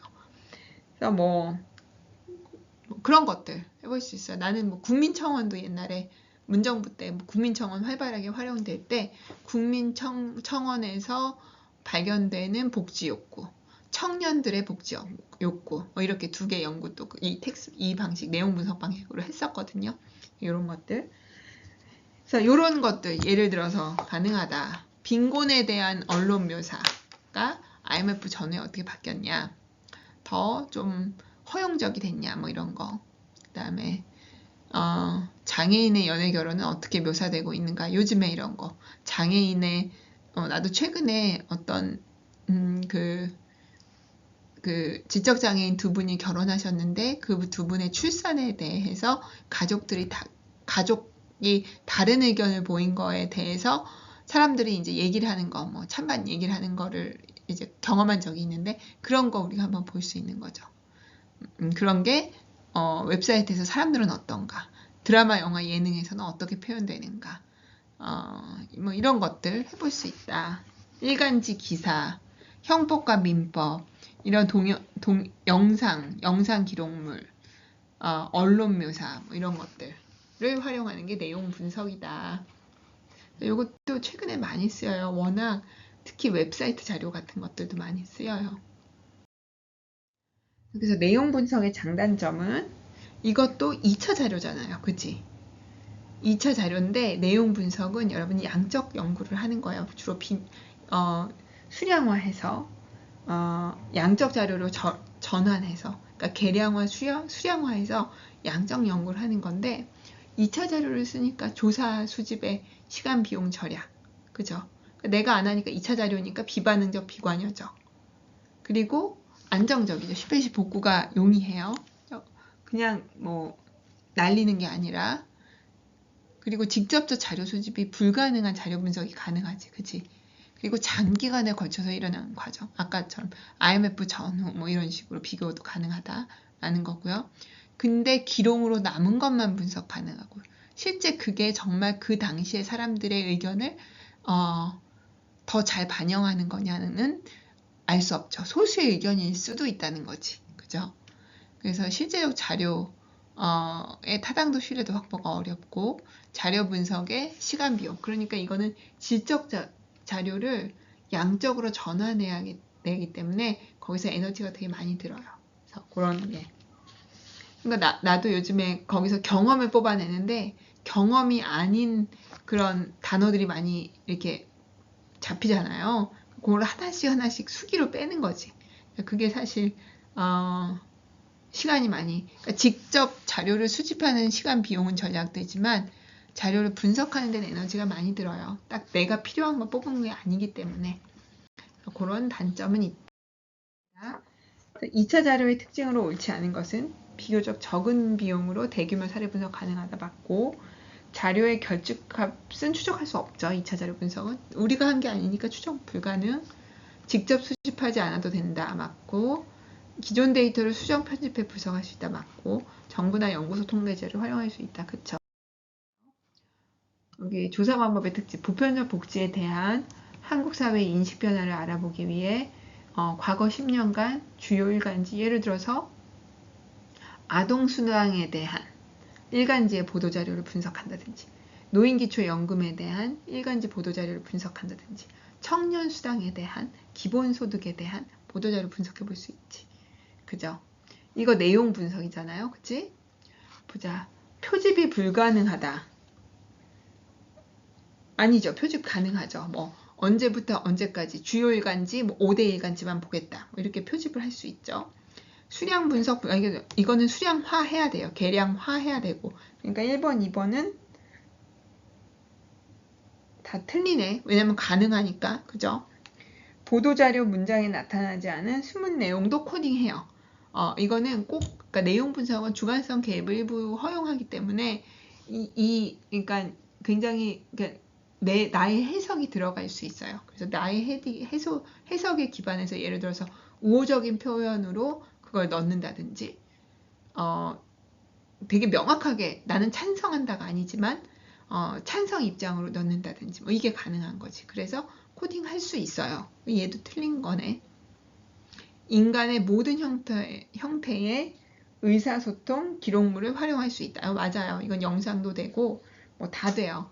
그러니까 뭐 진짜 일기도 되고 다 됩니다. 그래서 4번이 맞는 얘기네. 사전조사가 필요치 않다. 아니에요. 이것도 사전조사 해보고 이제 안 하기도 하고 그렇게 합니다. 내용 분석에 관한 설명으로 옳지 않은 것은 수량화를 수행할 수 있다 맞고, 비관여적 연구이다 맞고, 자료를 직접 수집하다 틀리고, 이거 2차 자료죠.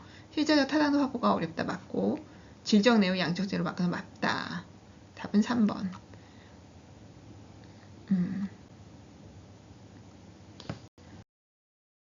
지금 이제 자료 수집 방법은 우리가 쭉 봤고요. 그지? 자료 수집 방법, 조사 방법을 쭉 본 거고, 우리가 여러분들이 실제로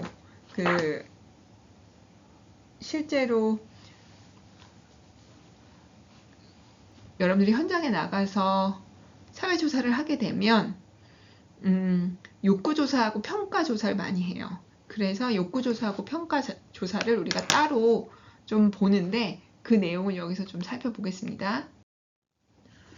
자, 욕구조사는 기본적으로 어떤 욕구가 뭐 우리 지역사회 혹은 우리 사회복지관 이용자들이 어떤 욕구를 가지고 있는지를 이제 파악하려는 게 주요 목적이고요. 그러면 먼저 욕구에 대한 이해를 해보자면 우리가 이제 많이 쓰이는 욕구 유형 중에 뭐 그 브래드쇼를 많이 얘기합니다. 우리 그 사회복지 영역에서는. 그래서 이 브래드쇼는 욕구 유형이 이렇게 4가지로 나눴는데 규범적 욕구는 이제 전문가가 이런 욕구가 있다라고 전문가가 판단하는 욕구.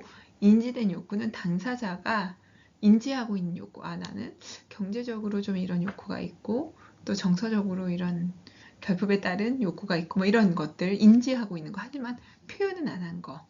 근데 표현된 욕구는 이 인지된 욕구가 더 나아가서 표현된 거.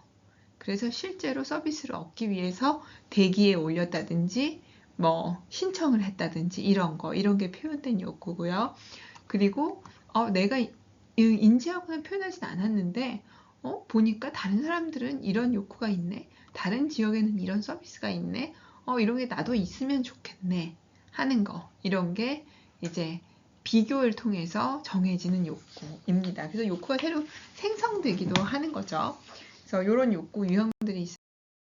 이걸 바탕으로 욕구 조사의 방법, 우리가 욕구를 파악하는 방법은 뭐가 있는지 이제 한번 보는 건데 제일 많이 하는 건 서비스 이용자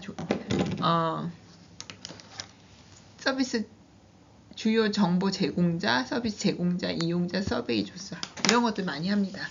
그래서 한번 설명을 드려보면 위에서부터 해보죠. 지역사회 공개 토론회는 여러분들 공청회 같은 거예요.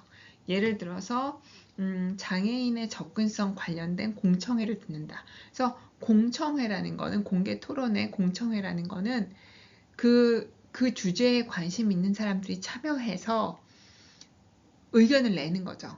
그러면 그 많은 사람들의 의견을 공개적으로 듣겠다.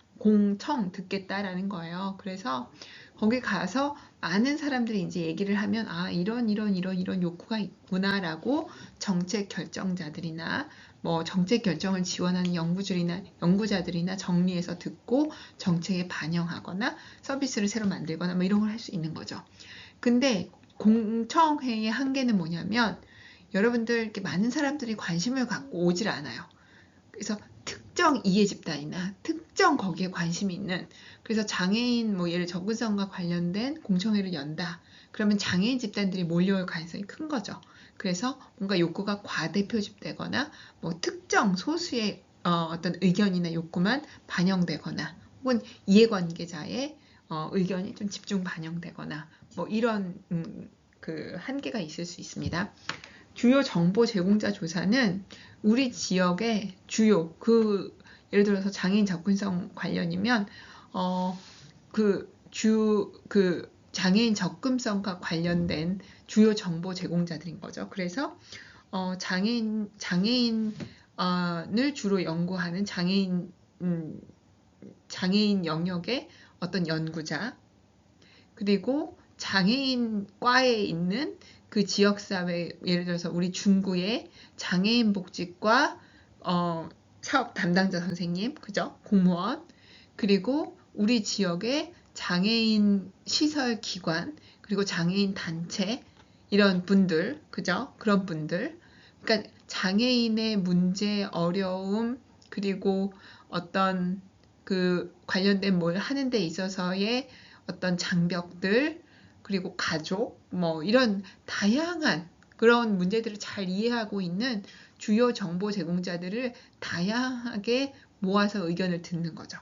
그래서 이건 뭐 한 집단은 뭐 연구자 정책 결정자 그죠 연구자 공무원 연구자 뭐 관련 공무원 그 다음에 장애인 당사자 가족 그 다음에 시설기관 분들 그 그다음에 단체분들 뭐 이런 게 우리가 나눠가지고 볼 수도 있고 다 같이 모아서 의견을 들을 수도 있고 그렇게 됩니다. 서비스 제공자는 직접 관련 서비스를 제공하시고 있거나 하셨던 분들 대상으로 조사하는 거고, 이용자는 그 서비스를 이용하셨던 분들한테 조사하는 거고, 근데 이거는 잠재 이용자들 의견은 못 듣는 거고요. 서베이 조사는 이제 조사 방식이에요. 이거는 누구한테 조사하느냐라면 얘는 조사 방식인데, 서베이는 이제 설문조사라고 여러분들 생각하시면 되고요. 설문조사예요. 서베이는 설문조사고요. 델파이 조사는 뭐냐면요. 얘는 전문가들 대상 조사예요. 그래서 그 전문가한테 예를 들어서 10명한테 이제 우리 예를 들어서 중구의 사회복지 전문가, 그러니까 중구의 사회복지 욕구조사라고, 우리가 중구의 사회서비스 욕구조사를 한다고 해요. 그러면 중구의 관련 전문가를 10명을 선정을 해요. 그 다음에 10명한테 설문지를 보내는 거예요. 중구에서 가장 필요해서 신규로 혹은 확대되어야 되는 서비스는 뭐라고 생각하십니까? 하고 먼저 보내요. 그러면 10명 의견이 다양하게 막 한 7개 정도로 이제 서비스가 처음에 나와요. 그러면 그걸 두 번째로 또 보내요. 그 사람들한테. 그러면 그 다음에 처음에는 7개가 나왔던 걸 보내고 여기서 2개씩만 선택해 달라 그러는 거예요. 그러면 그 다음에 한 5개로 묶이고 3개로 묶이고, 이렇게 전문가들 대상으로 반복적 조사를 통해서 의견을 우선순위를 수렴해 나가는 게 델파이 조사. 그 다음에 초점 집단 조사는 그러니까 면접 조사예요. 면접 조사. 그래서 그러니까 1대1로 하는 게 아니라 이거는 예를 들어서 공무원, 뭐 연구자, 뭐 당사자 이런 분들을 여러 명을 모아놓고 같이 집단 면접을 하는 거예요. 그래서 여러 명한테 요즘에 어려움들은 뭐가 있나요? 뭐 그럴 때는 어떻게 지금 대처하고 있나요? 어떤 게 있으면 좋을 것 같나요? 뭐 이런 것들 물어보면, 이 초점 집단 조사는 1대1 조사에 비해서 어떤 장점이 있냐면 내가 이제 생각하지 못했는데 질문을 듣고는 생각하지 못했는데 이제 다른 사람들의 응답을 듣고 내 생각이 막 상호작용을 통해서 훨씬 풍부하게, 1대1 조사보다 오히려 풍부하게 많은 의견이 나올 수 있다는 그런 장점을 가지고, 그래서 많이 실제로 활용되는 방법입니다. 그래서 초점 집단 조사는 그 면접에 참여한 사람들이 자유로운 의사소통, 그리고 서로 영향을 주면서 더 풍부한 의견들을 다양하게 모으기 위해서 사용되는 방법이라면, 조사 방법이라면, 욕구조사 방법이라면, 명목 집단 조사는 집단 조사를 하긴 하는데 훨씬 구조화되어 있어서 조사 대상자 간의 영향을 최소화하는 방법입니다. 그래서 예를 들어서 이제 조사자가 문제를 딱 얘기해요. 여기서는 이제 우리 지역사회의 욕구조사를 우선순위로 3개만 뽑아보려고 합니다. 그런 다음에 참여자들을 5명 정도의 그룹을 같이 모아서 같이 집단조사를 하는 거라면, 그 사람들한테 이제 서로의 상호작용을 최소화하기 위해서 그분들한테 예를 들어서 자신의 의견, 본인이 생각하기에 제일 중구에서 필요한 사회서비스 3개를 적어서 내라고 하는 거예요. 그러면 그거를 이제 진행자가 그걸 정리해서 얘기를 하고, 그리고 한 사람씩 왜 그렇게 생각하는지를 의견을 발표를 하고, 그러니까 먼저 다른 사람 영향을 받기 전에 우선순위를 3개씩 고른 다음에 이제 그거를 이제 의견은 그 다음에 나누는 거죠. 그래서 서로 상호작용을 최소화하는 방식이에요. 그 다음에 이제 유사한 의견 같은 걸 묶어서 이제 그거를 우선순위를 딱 좁혀 나가는 거죠. 그 다음에 마지막으로 다 의견을 교환한 다음에 예를 들어서 순위를 매긴다든지 투표를 한다든지 하는 방식으로 우선순위를 결정을 하는 방식입니다. 그래서 참여자들이 여기에는 여러 명이 참여를 하지만 서면으로 독립적으로 아이디어를 내고 제시하는 방식이기 때문에 권위자, 그 중에서 사실 권위자나 제일 파워를 가진 사람이 한 명이 껴있고 혹은 목소리가 큰 사람이 껴있으면 그 사람의 영향을 받기가 쉽거든요, 사실 집단조사에서. 근데 이 명목 집단조사는 그런 어떤 왜곡이나 영향을 최소화할 수 있는 방식이에요. 그래서 소수 의견, 약자의 목소리, 다양한 의견 같은 거를, 그러니까 독립적 의견을 내는데 좋은 방식이다 라는 겁니다. 그래서 그런 특징을 가져서 초점 집단 조사가 더 많이 활용되기는 하는데, 명목 집단 조사는 초점 집단 조사하고 좀 이렇게 비교해서 여러분들이 그 특징을 좀 비교해서 이해하시고 기억하시면 되겠습니다.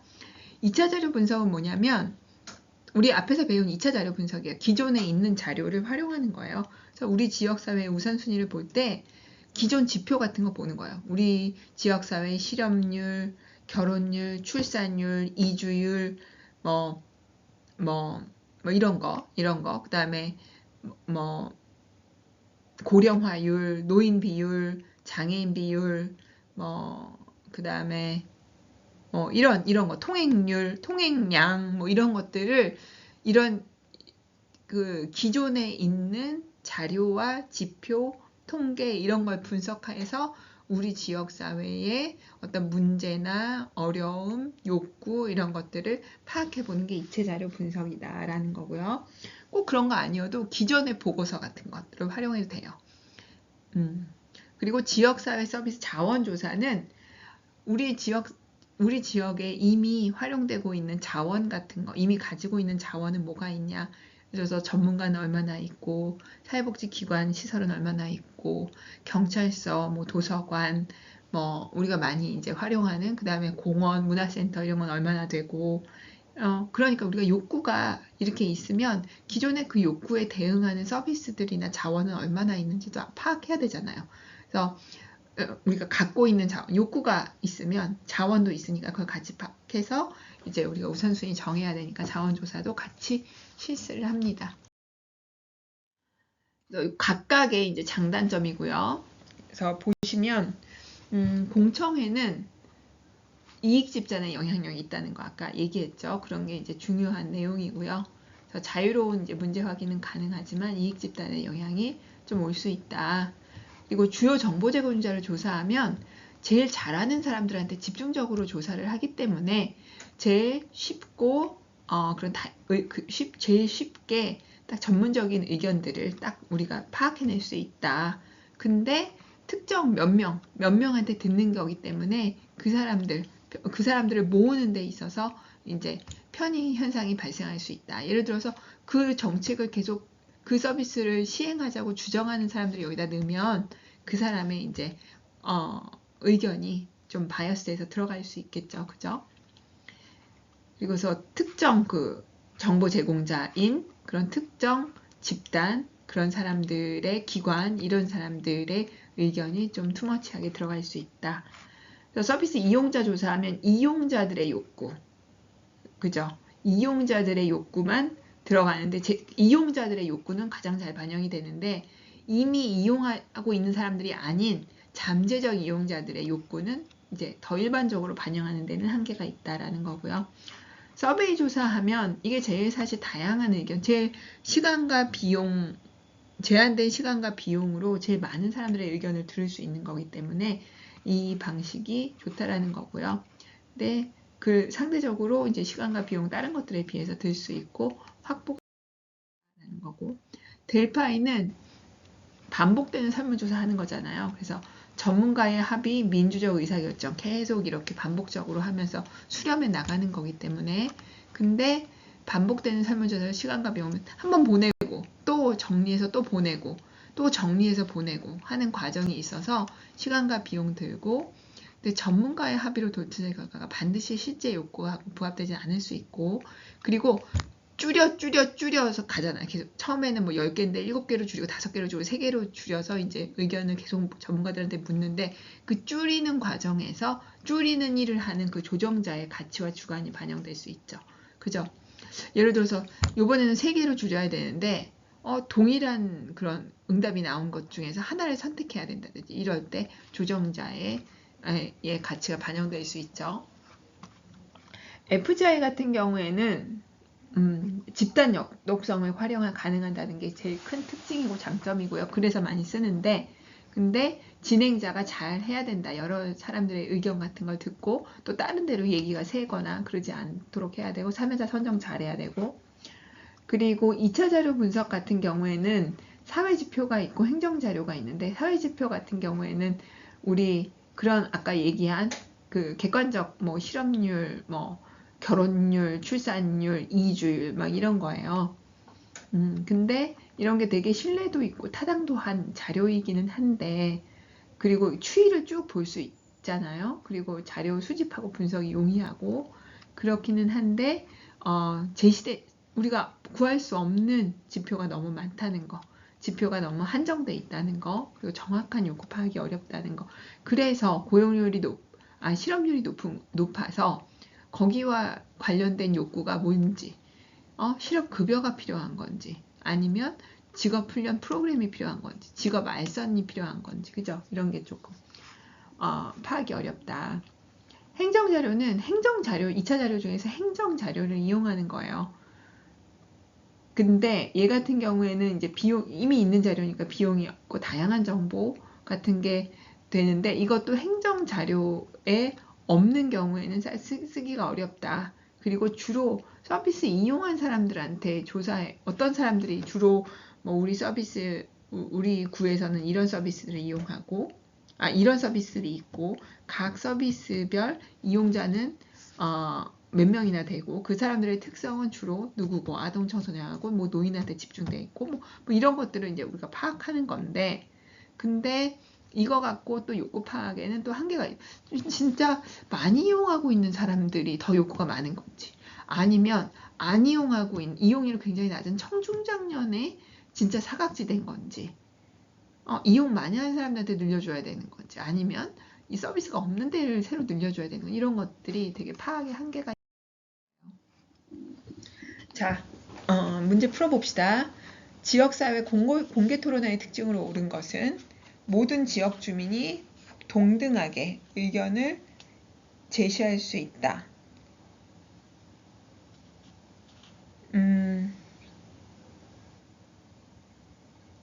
아니죠. 온 사람들만 할 수 있죠. 그죠? 그래서 관심이 있는 사람들만 오는 게 이 공청회의 한계고요.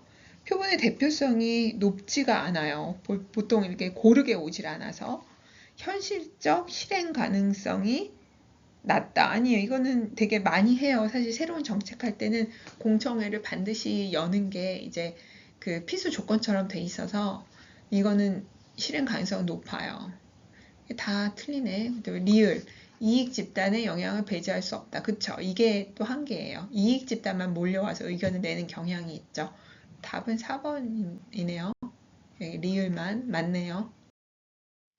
욕구조사를 위해 일반적으로 활용되는 자료 수집 방법이 아닌 것은 단일 사례 조사. 이건데 답이. 욕구조사는 다양한 사람의 의견을 들어야 하기 때문에, 그리고 전문가나 이용자나 뭐 이런 사람, 잘 아는 사람들의 의견을 들어야 되기 때문에, 그리고 지역주민 전반의 의견을 듣고 이렇게 해야 되기 때문에 지역주민 대상 서베이, 설문조사, 공청회, 제공자조사, 이용조사 이거 다 하는 거죠. 단일 사례 조사 안 해. 이거는 일반화할 수가 없잖아요. 그죠?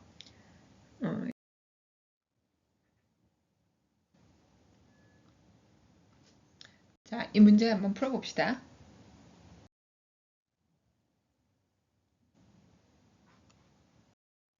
네, 이 문제 한번 풀어봅시다. 초점 집단 조사와 델파이 조사에 관한 설명으로 옳은 것은, 초점 집단 조사에서는 익명 집단 아니에요. 그냥 집단의 상호작용을 통해 도출된 자료를 분석한다. 이게 맞고요.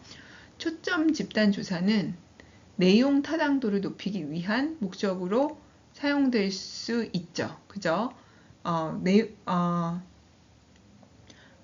우리가 예를 들어서 설베이 같은 걸 하거나 뭐 주간 연구자가 가지고 있는 뭔가 자료를 이제 서포트하기 위한, 혹은 그게 정말 맞는지, 내가 파악하고 있는 내용이 맞는지 그걸 높이기 위한 목적으로, 좀 확인하는 목적으로 활용될 수 있겠죠. 그 3번은 자료 수집 과정에서 연구자의 주관적 개입이 가능하죠. 이건 질적 조사고 가능합니다. FGI 앞에서도 얘기했듯이. 대파이 조사는 구조화된 방식으로 계속 반복 조사를 하죠. 측정을 하죠. 구조화된 방식입니다. 그래서 비구조화 방식은 아니고, 대면 집단의 상호작용, 이거는 FGI를 통해 도출된 자료를 분석합니다. 그래서 대파이 조사가 아니라, 대파이 조사는 설문조사를 해요, 여러분. 설문조사로 계속 보내고 받고 이런 방식으로. 대면 집단은 아닙니다. 그럼 5번도 아니고 답은 2번입니다. 자, 평가조사. 평가조사는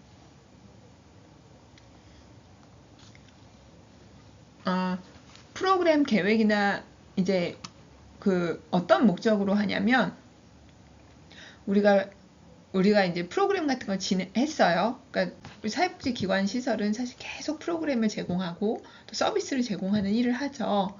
근데 그게 정말로 우리가 목적한 성과를 가졌는지, 계속 할 만한지, 계속 확대해야 되고 지속해야 되는지, 아니면 우리가 기대한 성과를 가지지 못해서 우리가 접어야 되는지, 이런 거 결정하려고 하는 겁니다.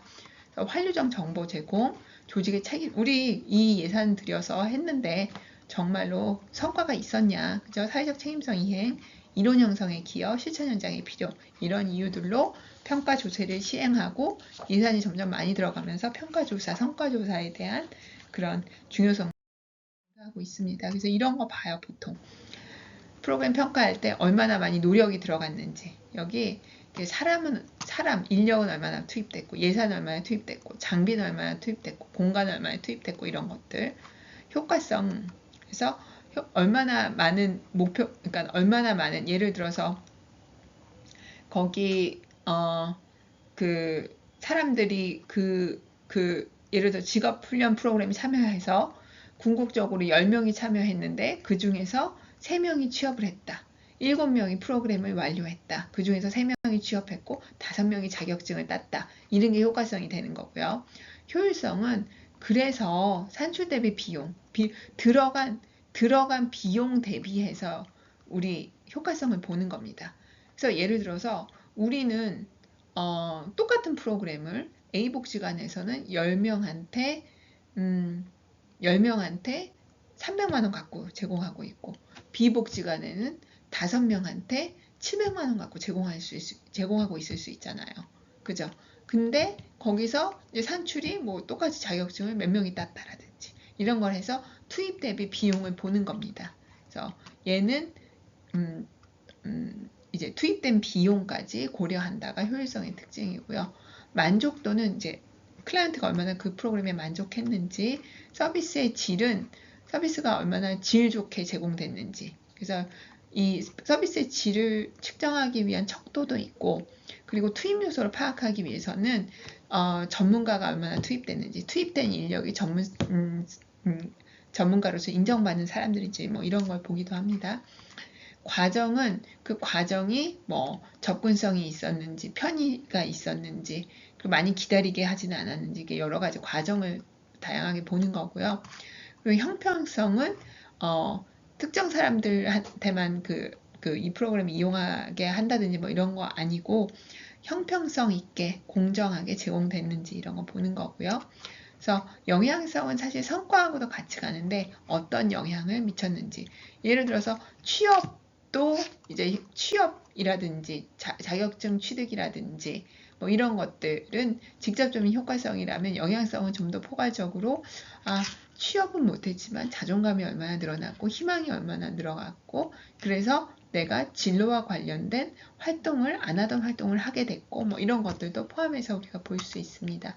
뭐 이런 것들을 다 보는 거고요. 보통 이걸 다 보진 못하고 이 중에서 일부 효과성 효율성이라든지, 효과성 서비스 질이라든지, 노력성 효과성이라든지, 노력성 영향성이라든지 이렇게 좀 몇 개 선택적으로 보는,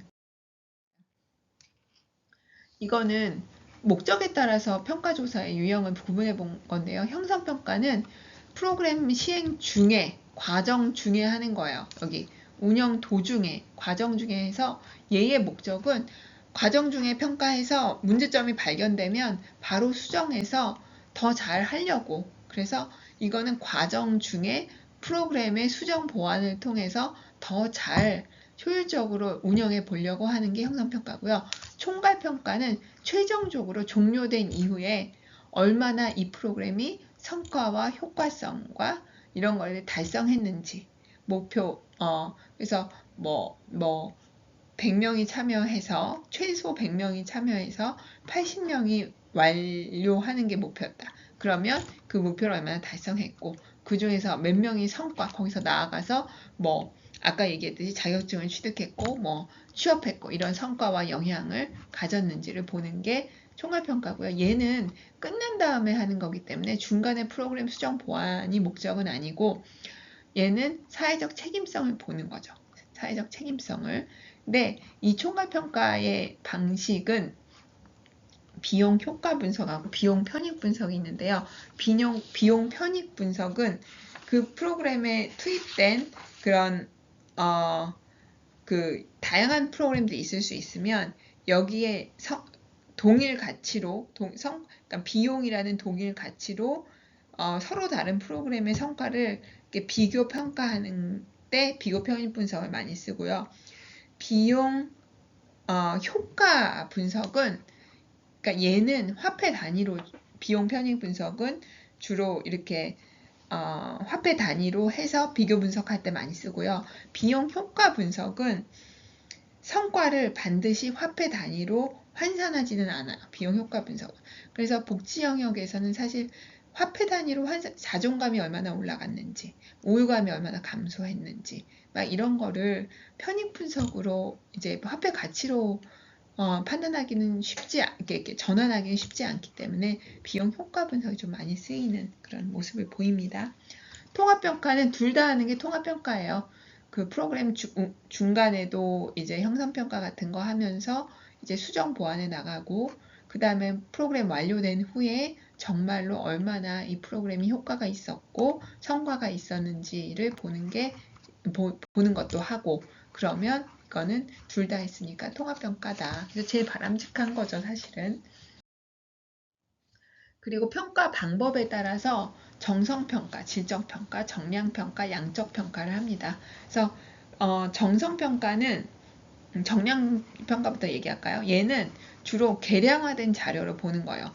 몇 명이 참석했고, 참석률은 어땠고, 완결률은 어땠고, 중간에 이제 드롭아웃이 얼마나 적었고, 발급률은 어땠고, 그래서 수료증은 몇 명한테 발급했고, 소진율은 얼마나 감소했고, 취업률은 얼마나 늘어났고, 참여자 수는 몇 명, 이런 거. 그죠? 그런 게 이제 정량적 지표를 하는 아주 대표적인 예고요. 요즘에는 정성적 지표를 계량화해서 쓰기도 해요. 왜냐면 이런 걸로만 보기가 너무 어렵고 그리고 프로그램 중에 자존감 올리고 우울감 줄이고 자아정체감 올려갖고 궁극적으로 변화하는데 이제 과정적 지표로서 이런 것들을 보기 때문에 이런 게 어떻게 변했는지 3.0에서 3.5로 변했다. 4.0 우울감에서 3.2로 감소했다. 이런 것들 변화를 정성적 지표를 정량화해서 제시하기도 합니다. 그래서 이런 식으로 활용이 되고요. 정성평가는 이런 수량화된 자료 수집이 어려우면 면접이나 관찰과를 통해서 이 프로그램 참여해 봤더니 어떤 변화를 좀 경험하신 것 같으세요? 이런 것들 물어봐서 심도 깊은 이해를 하는 거죠. 그래서 프로그램 개선에 초점을 두고 어떤 점이 근데 이런 점은 좋았고 어떤 점은 좀 불편하셨나요? 그러면 어떤 것들이 좀 개선되면 좋을 것 같나요? 이런 거 물어봐서 하는 게 이제 정성평가, 질적평가입니다. 얘는 좀 과정적 평가, 아까 형성평가로 많이 활용되는 경향이 있고 얘는 총괄평가, 이제 마지막에 효과성 평가로 많이 활용되는데 정량평가는 이제 정성평가도 보완적으로 이제 총괄평가에서 활용되기도 합니다. 그리고 누가 평가를 하냐에 따라서 내부평가, 외부평가, 이건 내부자가 하는 거. 내부자가 하는 건 잘 아니까, 그죠? 이해도가 높으니까 현실적 상황을 고려하는 건 되게 장점이에요. 근데 아무래도 좋게 평가하겠죠. 그죠? 그래서 주관성이 개입돼서 독립성 유지가 어렵다는 거는 이제 제한점.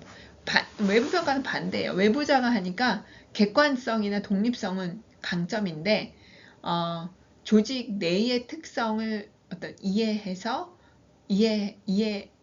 그 조직 내부의 특성, 내부의 어떤 상황이나 특성을 반영해서 이해하는 데는 한계가 있다. 이거는 또 한계고요. 그래서 이런 방식에 가능합니다. 자, 한번 보죠. A 복지관에서는 전년 대비 예산 축소로 인해 현재 운영되고 있는 서로 다른 이거 아까 무슨 평가라 그랬죠? 서로 다른 프로그램의 성과를 동행의 가치로 평가하는 건 비용 편익 분석이라고 얘기했죠. 답은 3번이네요. 비용 효과 평가는 화폐 단위로 반드시 그렇게 하지는 않아요. 자, 평가 조사에 대한 특징으로 옳은 것을 모두 골라보죠. 조사 결과를 항상 대중에 공개한다. 공개 안 할 수 있죠. 지금 우리나라도 안 하고 있어요. 지금 사회복지 시설평가도 안 하고 있어요. 기관평가도. 틀리고 이론 형성과 수정에 기여한다. 맞고 사회적 검증의 수단이다. 그죠? 사회적 책임성을 보여주기 위한 거다. 맞고 그 다음에 관련 의사결정을 위한 정보. 그죠? 이 프로그램을 확대 폐지, 축소, 중단 이런 거 결정하는데 이용하죠. 답은 이게 니은, 디귿, 리을이 맞. 외부 평가자와 비교하여 내부 평가자 활용 시의 장점. 정보 접근이 용이하죠. 맞죠? 많은 지식 갖고 있죠. 현실적 요건 고려할 수 있죠. 이해가 높죠. 그리고 내부자니까 담당자 잘 알 거 아니에요. 협조 구하기가 좋죠. 이것도 맞고 객관서가 동의서 유지할 수 없다가 단점이죠. 그래서 얘는 아니네요. 기억, 니은, 디귿, 리을이 맞네요. 어떤 평가 조사의 내용인가? 어르신을 위해 여가활동 프로그램을 운영하던 중 30%가 중도 탈락했대요. 그래서 이 사람들한테 중도 탈락한 사람들을 대상으로 면접 조사를 했더니 운영 시간과 방식에 이거는 운영하던 중에 했잖아요. 그럼 뭐예요? 형성평가. 그죠? 답은 형성평가네. 그래서 개선했다. 그러니까 개선하려고 운영 중에 하는 평가가 형성. 자, 마지막입니다. 질적 연구 방법. 그래서 우리가 사실 현실에서는 양적 연구 방법을 조금 더 많이 이용해요. 우리가 질방, 양방 이런 얘기 하는데 나 양방하는 사람이요. 질방하는 사람. 둘 다 하는 사람도 많은데 저도 둘 다 하는데요. 양적 연구 방법과의 공통점과 차별성을 보면 질적 연구 방법도 관찰을 쓰든 질문을 해서 인터뷰를 하든 얘도 다 과학적 방법을 활용해요. 이것도 다 하는 방식이 있어요. 그리고 얘도 코딩해야 되고요. 다 체계적으로 분석하려고 노력해요. 가능한 한. 근데 접근법이 좀 다른 거죠. 그래서 접근법을 한번 보면 이 둘을 비교해서 이해하는 게 중요한데 양적 연구 방법은 객관적 세계, 가치 중립성, 일반화 이런 거에 관심을 둡니다. 연구의 목적이 있어요. 근데 질적 연구 방법은 좀 주관적 세계에 관심이 있어요. 그래서 주관성을 허용해요. 그리고 그 현상이 발생한 과정과 맥락에 대해서 관심을 갖고 깊이 이해하죠. 그래서 얘는 융통성과 유연성이 있고요. 그래서 이런 어떤 과정과 맥락은 근데 사람마다 되게 다양할 수 있잖아요. 그렇기 때문에 일반화에는 한계가 있어요. 그리고 대체로 이런 발견들, 이런 어떤 인터뷰나 관찰을 통한 발견들을 이렇게 유형화하거나 수렴해서 이론화해요. 그렇기 때문에 주로 귀납적인 방식이고 상환 통제 적도는 낮고요. 양적 연구는 일반화에 관심을 두기 때문에 주로 내가 가설을 정해서 그 가설을 검증하죠. 뭘 통해서 표준화된 절차, 굉장히 상황을 통제하는 방식으로 해서 연구 대상, 연구 방법, 연구 과정 같은 걸 굉장히 표준화한 방법을 활용해서 최대한 객관적 조작과 측정 통제해서 보편적 일반화가 가능해. 화를 추구해요. 그게 이론화를 하는 거예요. 하는 과정이에요. 그래서 얘네 둘은 접근법이 그리고 목적이 다르다라는 거예요. 그래서 연구 주제별로 연구 방법을 더 적절한 연구 방법을 택해서 해야 되는데 보면 단일 사례 설계로 알코올 중독자의 음주 횟수를, 이거는 음주 횟수를 계속 추적 기록하는 거죠. 단위살에서 이게 양적 연구죠. 함께 생활하면서 참여 관찰, 질적 연구. 성과에 대한 비교 편입 분석, 양적 연구. FGI를 통해 도출, 질적 연구. FGI를 통해 문제 해결 방안 도출, 질적 연구. 사전 사후 분석하는 거, 양적 연구. 사례 연구를 통해서 개념 도출. 이거는 사례 연구를 통해서 끝에서 귀납적으로 도출하는 거잖아요. 질적 연구 이렇게 되는 거죠. 근데 질적 연구도 신뢰도와 타당도를 높이기 위해서 물론 유연하고 유연성을 허용하고 주관성을 일부 허용하고 맥락과 이런 것들을 중요시 생각하지만 신뢰도와 타당도를 높이기 위해서 노력해야 돼요. 그걸 위해서 이 다원화 다각화를 하는데 이거는 되게 다양한 다원화가 가능해요. 그래서 유사한 이론들을 다양하게 활용하는 거, 연구 방법을 다원화하는 거, 질적만 쓰지 않고 양적도 같이 쓰는 거, 그 다음에 여러 명이 관찰하거나 여러 명이 질문하거나 여러 명이 해석해요. 같은 이 기록지 같은 것도. 그리고 자료도 딱 면접만 하지 않고 기록, 관찰, 설문조사 다 같이 쓰는 거. 그래서 내가 발견한 것들이, 내가 도출한 내용이 다른 자료에서도, 다른 이론에서도, 다른 관찰자나 다른 조사자나 다른 연구자도 그렇게 비슷한 해석을 하는지를 같이 다각적으로, 다원적으로 보는 거죠. 그게 이제 질적 연구에서 신뢰도와 타당도를 높이는 거고요. 그리고 장기간에 관계 형성하고 유지하면서 관찰하거나 인터뷰하는 거. 그 다음에 오디팅은 그거를 감사해 보는 거예요. 그거를 내가 그 안에서 실수는 없었는지, 왜곡은 없었는지 이런 거를 감사해 보는 과정을 거치는 거고요. 그리고 동료한테, 또한 전문가인 동료한테 한번 봐달라고 그래서 보는 거고, 조사 대상자에게도 한번 네가 말한 내용이 이게 맞았냐? 라고 이제 다시 한번 물어보는 거죠. 나의 해석을. 그리고 반대되는 결과에 대한 선행 연구와 같은 자료를 검토해 보는 거, 이런 게 다 신뢰도와, 그래서 이런 거를 하면 그걸 또 다 내 연구에다가 담는 거예요. 이런 걸 통해서 신뢰도와 타당도를 높였다, 뭐 이렇게 또 기술을 합니다. 그 다음에 이제 질적 연구 방법의 유형들도 되게 다양한데요. 이렇게 다 방식이 있어요. 그래서 각각에서 또 제안하고 있는 그 연구의 절차와 과정이 또 있고, 그래서 가능한 한 과학적 방식으로 그 발견의 신뢰도를 높이려고 노력을 하죠. 그래서 근거 이론은 뭐냐면 얘는 코딩을 해요. 코딩을. 그래서 우리가 예를 들어서 구조화되지 않은 면접과 관찰을 했어요. 그러면 되게 다양한 이런 이제 면접은 그 사람들의 응답 같은 것들을 쭉 우리가 스크립트로 쓴 그런 게 있을 거고, 비구조화된 면접지가 있을 거고, 이 기록지가 있을 거고, 관찰도 우리가 계속 메모를 할 거 아니에요. 그죠? 이런 행동을 했다, 이런 행동을 했다, 이런 말을 했다, 뭐 이런 것들.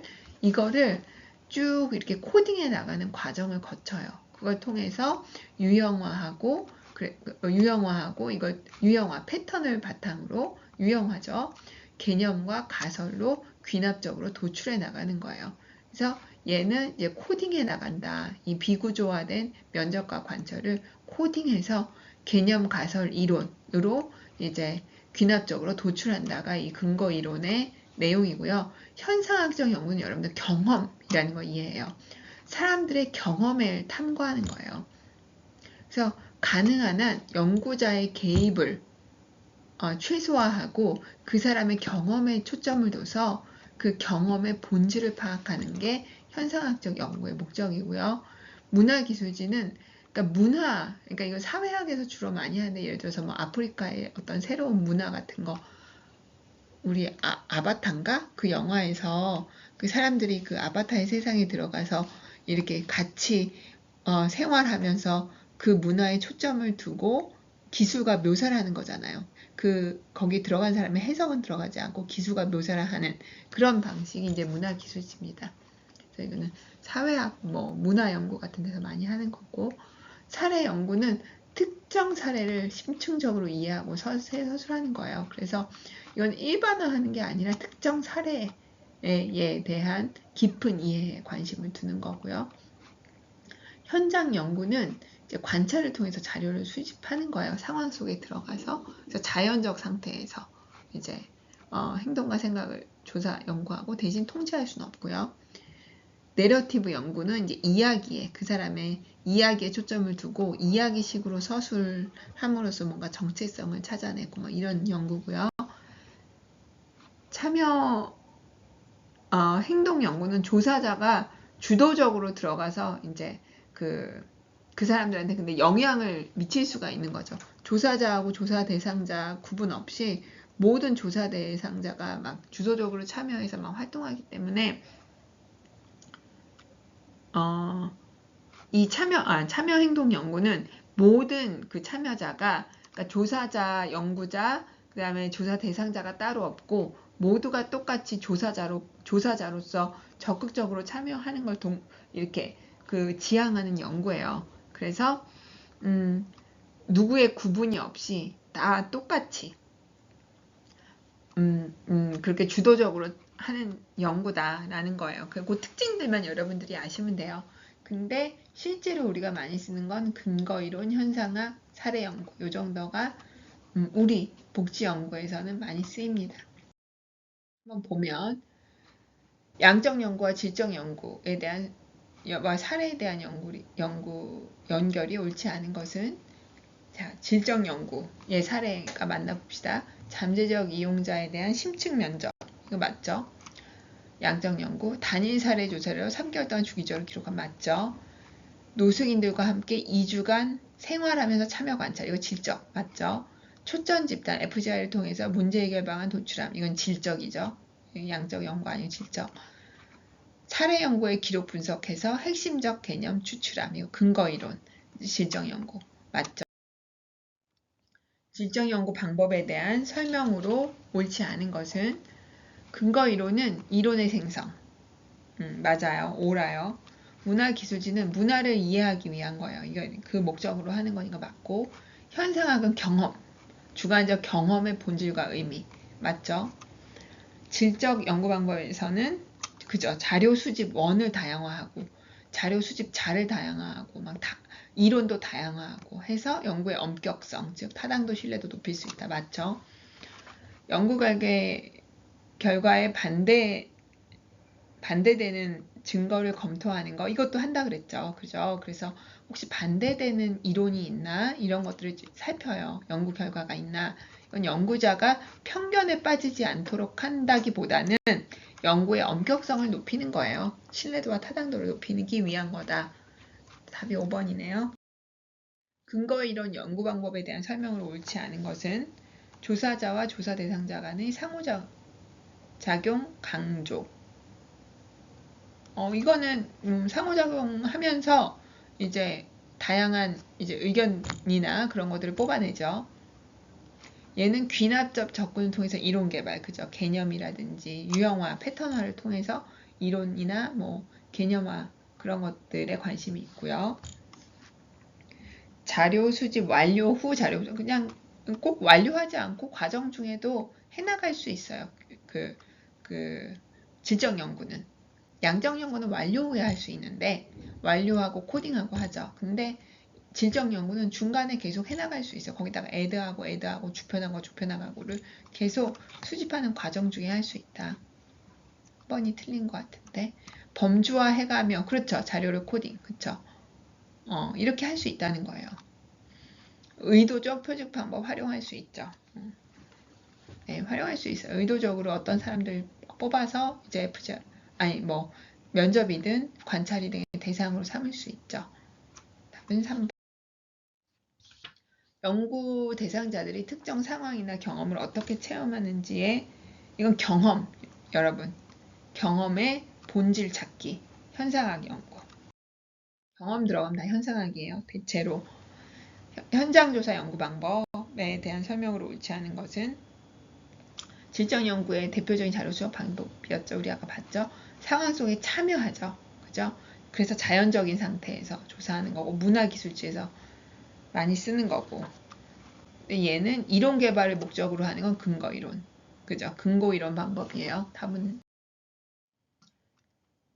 근거 이론은 여러분들 코딩이 중요하다 그랬어요. 코딩을 해야 나중에 이제 유형화를 통해서 이게 이 코딩이 유형화해 나가는 과정이거든요. 그래서 이 코딩을 해 나가서 궁극적으로 이론화를 하고 개념화를 합니다. 그래서 보면 수집된 자료에서 나타난 범주들 간의 관계를 파악하기 위해 범주들을 특정한 구조적 틀에 맞추어 연결하는 과정. 구조적 틀에 맞추어 연결하는 거예요. 중심 현상을 설명하는 전략을 형성하는 맥락과 중재 조건 설정하여 찾아나는 과정이다. 여러분 보면 먼저 근거 이론을 할 때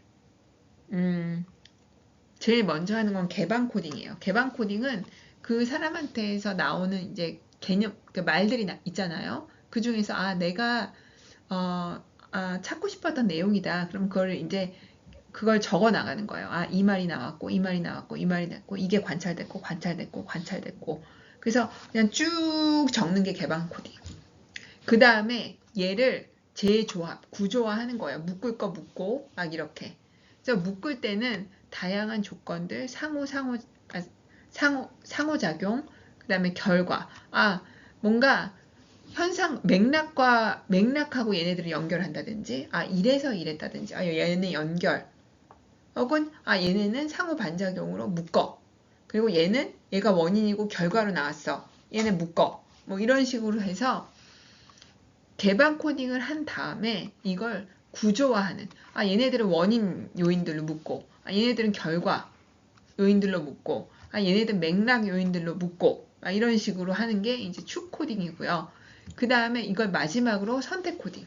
이 중에서 버릴 거 버리고, 내가 보려던 것들, 이제 이게 예를 들어서 유형화가 된다든지, 아니면 인과관계가 찾아진다든지, 뭐 이러면서 이론화가 돼가는 건데, 근거 이론이.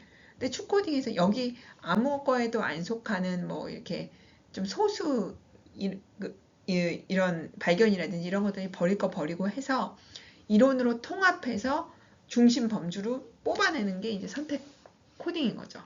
그럼 여기는 관계를 파악하기 위해서 범주화는 이미 된 거잖아. 이미. 그죠? 개방 코딩은 이제 했고 걔를 연결하는 과정, 연결하는 거. 그래서 범주 간 관계를 분석한다든지 뭐 인과적 관계를 찾아낸다든지 상황적 맥락 여건을 찾아낸다는 거든지 뭐 매개 요인을 찾아낸다든지 이게 다 축코딩에서 이루어지는 거예요. 그래서 얘는 축코딩이다. 요 세 개가 이제 근거 이론에서 이론화해 가는 과정에서 우리가 한 개방 코딩 축 선택하는 건데 얘는 이제 축코딩이다라는 거예요. 자, 근거 이론의 분석 방법에서 축코딩에 대한 이게 시험에 잘 나와요. 근거 이론의 코딩. 왜냐면 많이 쓰거든. 저도 많이 써요. 그래서 그러니까 지적 연구할 때는 사례 연구 아니면은 근거 이론을 주로 많이 쓰거든요. 복지 쪽에서 현상학 연구도 하긴 하는데 저는 이제 안 해봤는데 어쨌든 근거 이론의 분석 방법에서 축코딩에 관한 설명으로 옳지 않은 거는 자 봅시다. 추상화시킨 구절의 번호를 추상화시키는 구절 이거 개방 코딩을 한 거죠. 여기다 번호를 부여하고 그 다음에 개념으로 도출된 내용을 가지고 하위 범주를 만들고 그죠? 이거 다 여기서 하는 거죠. 재구조화하는 거.